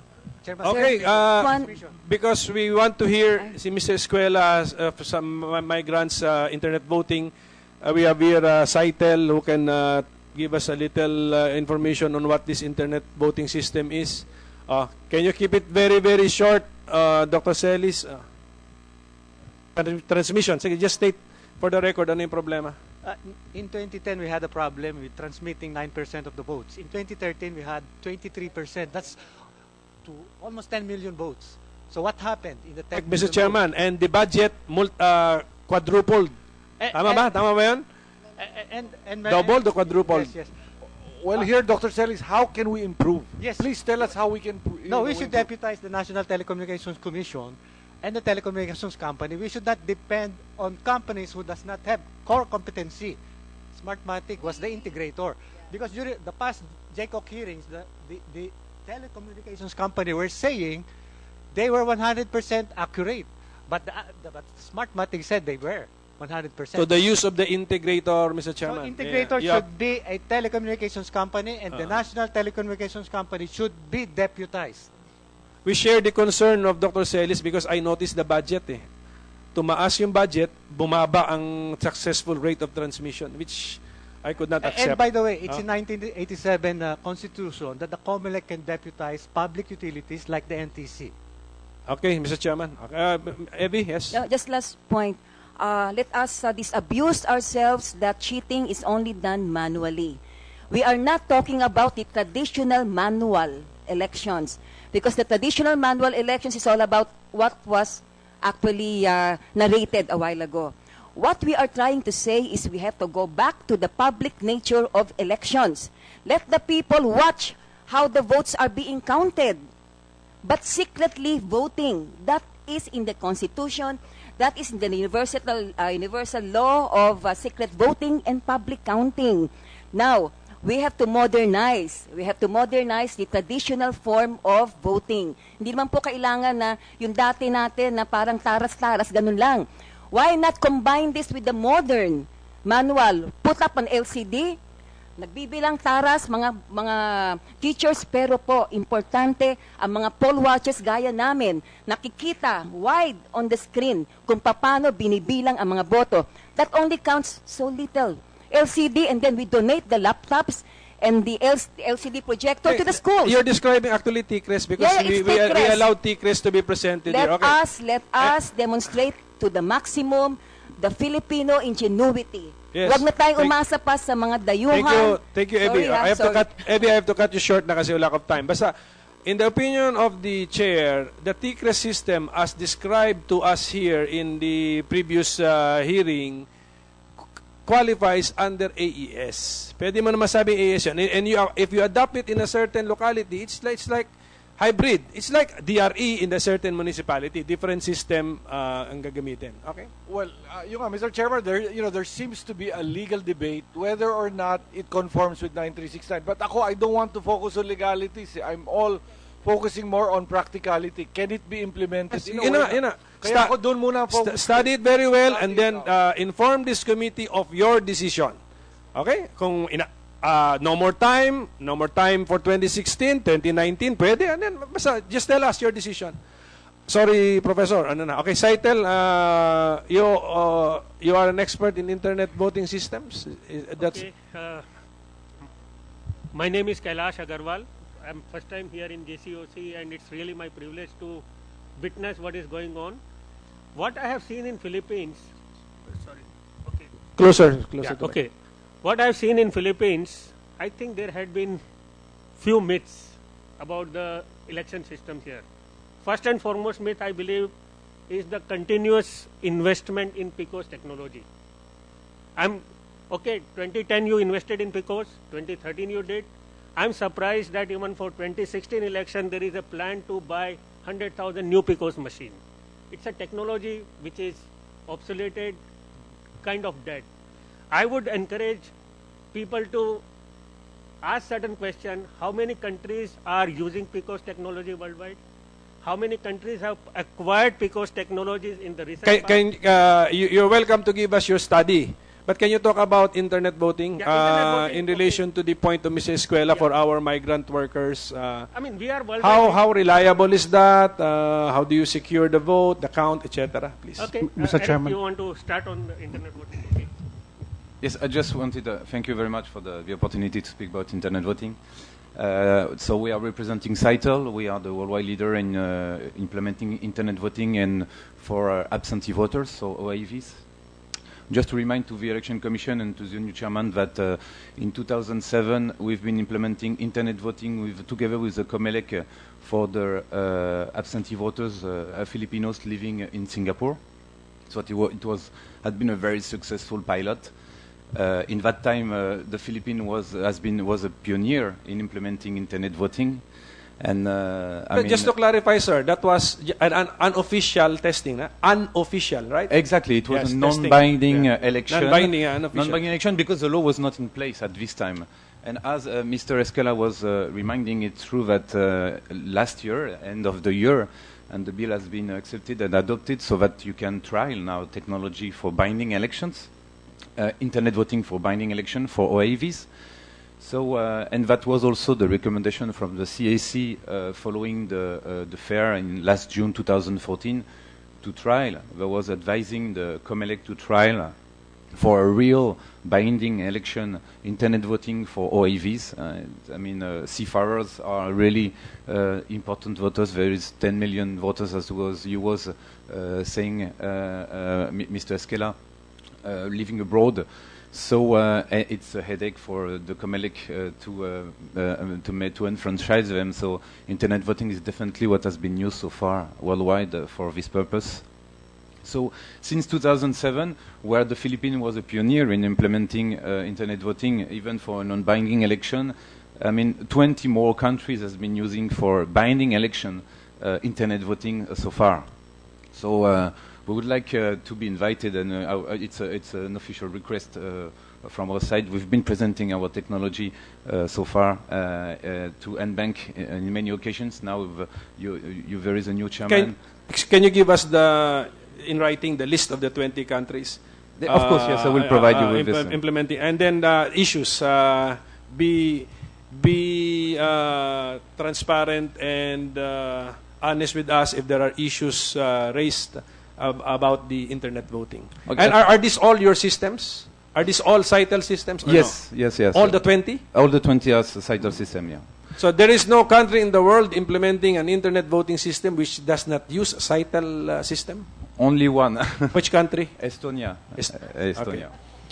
So why Estonia? Because Estonia has been implementing their own technology. They develop their own system. So, but we are the only, let's say, private company to implement this technology worldwide for governments.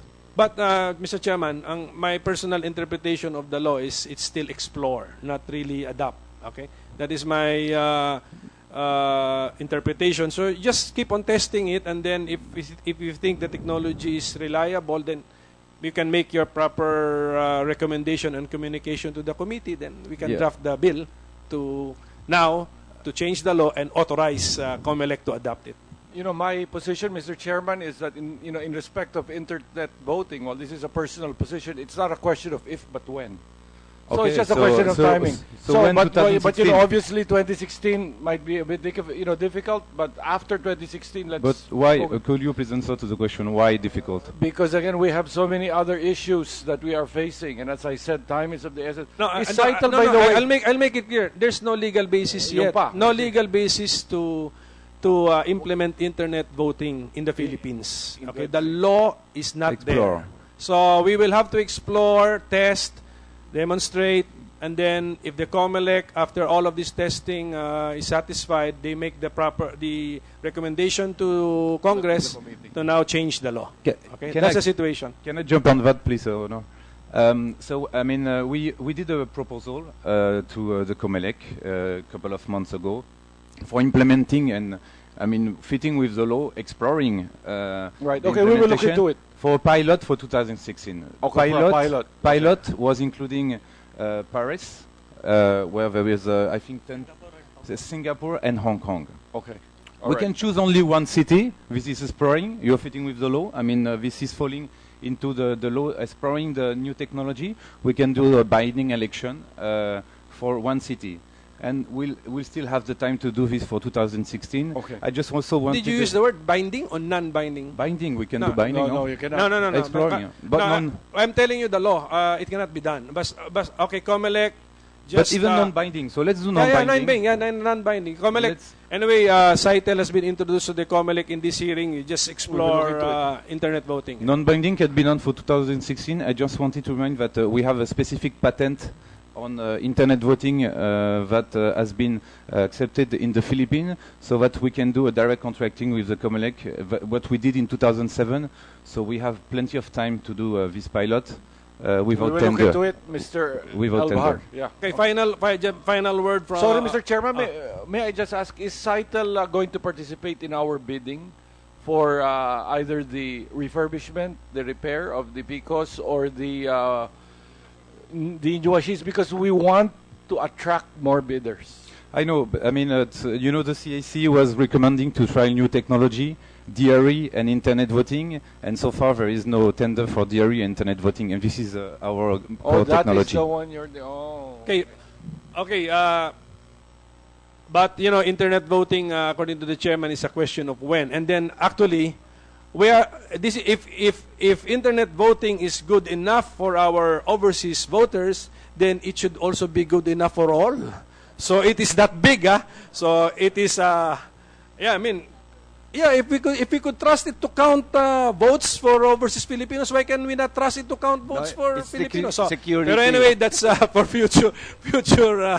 That's the possibility, for internet voting. But it's clear, legal basis is not yet there.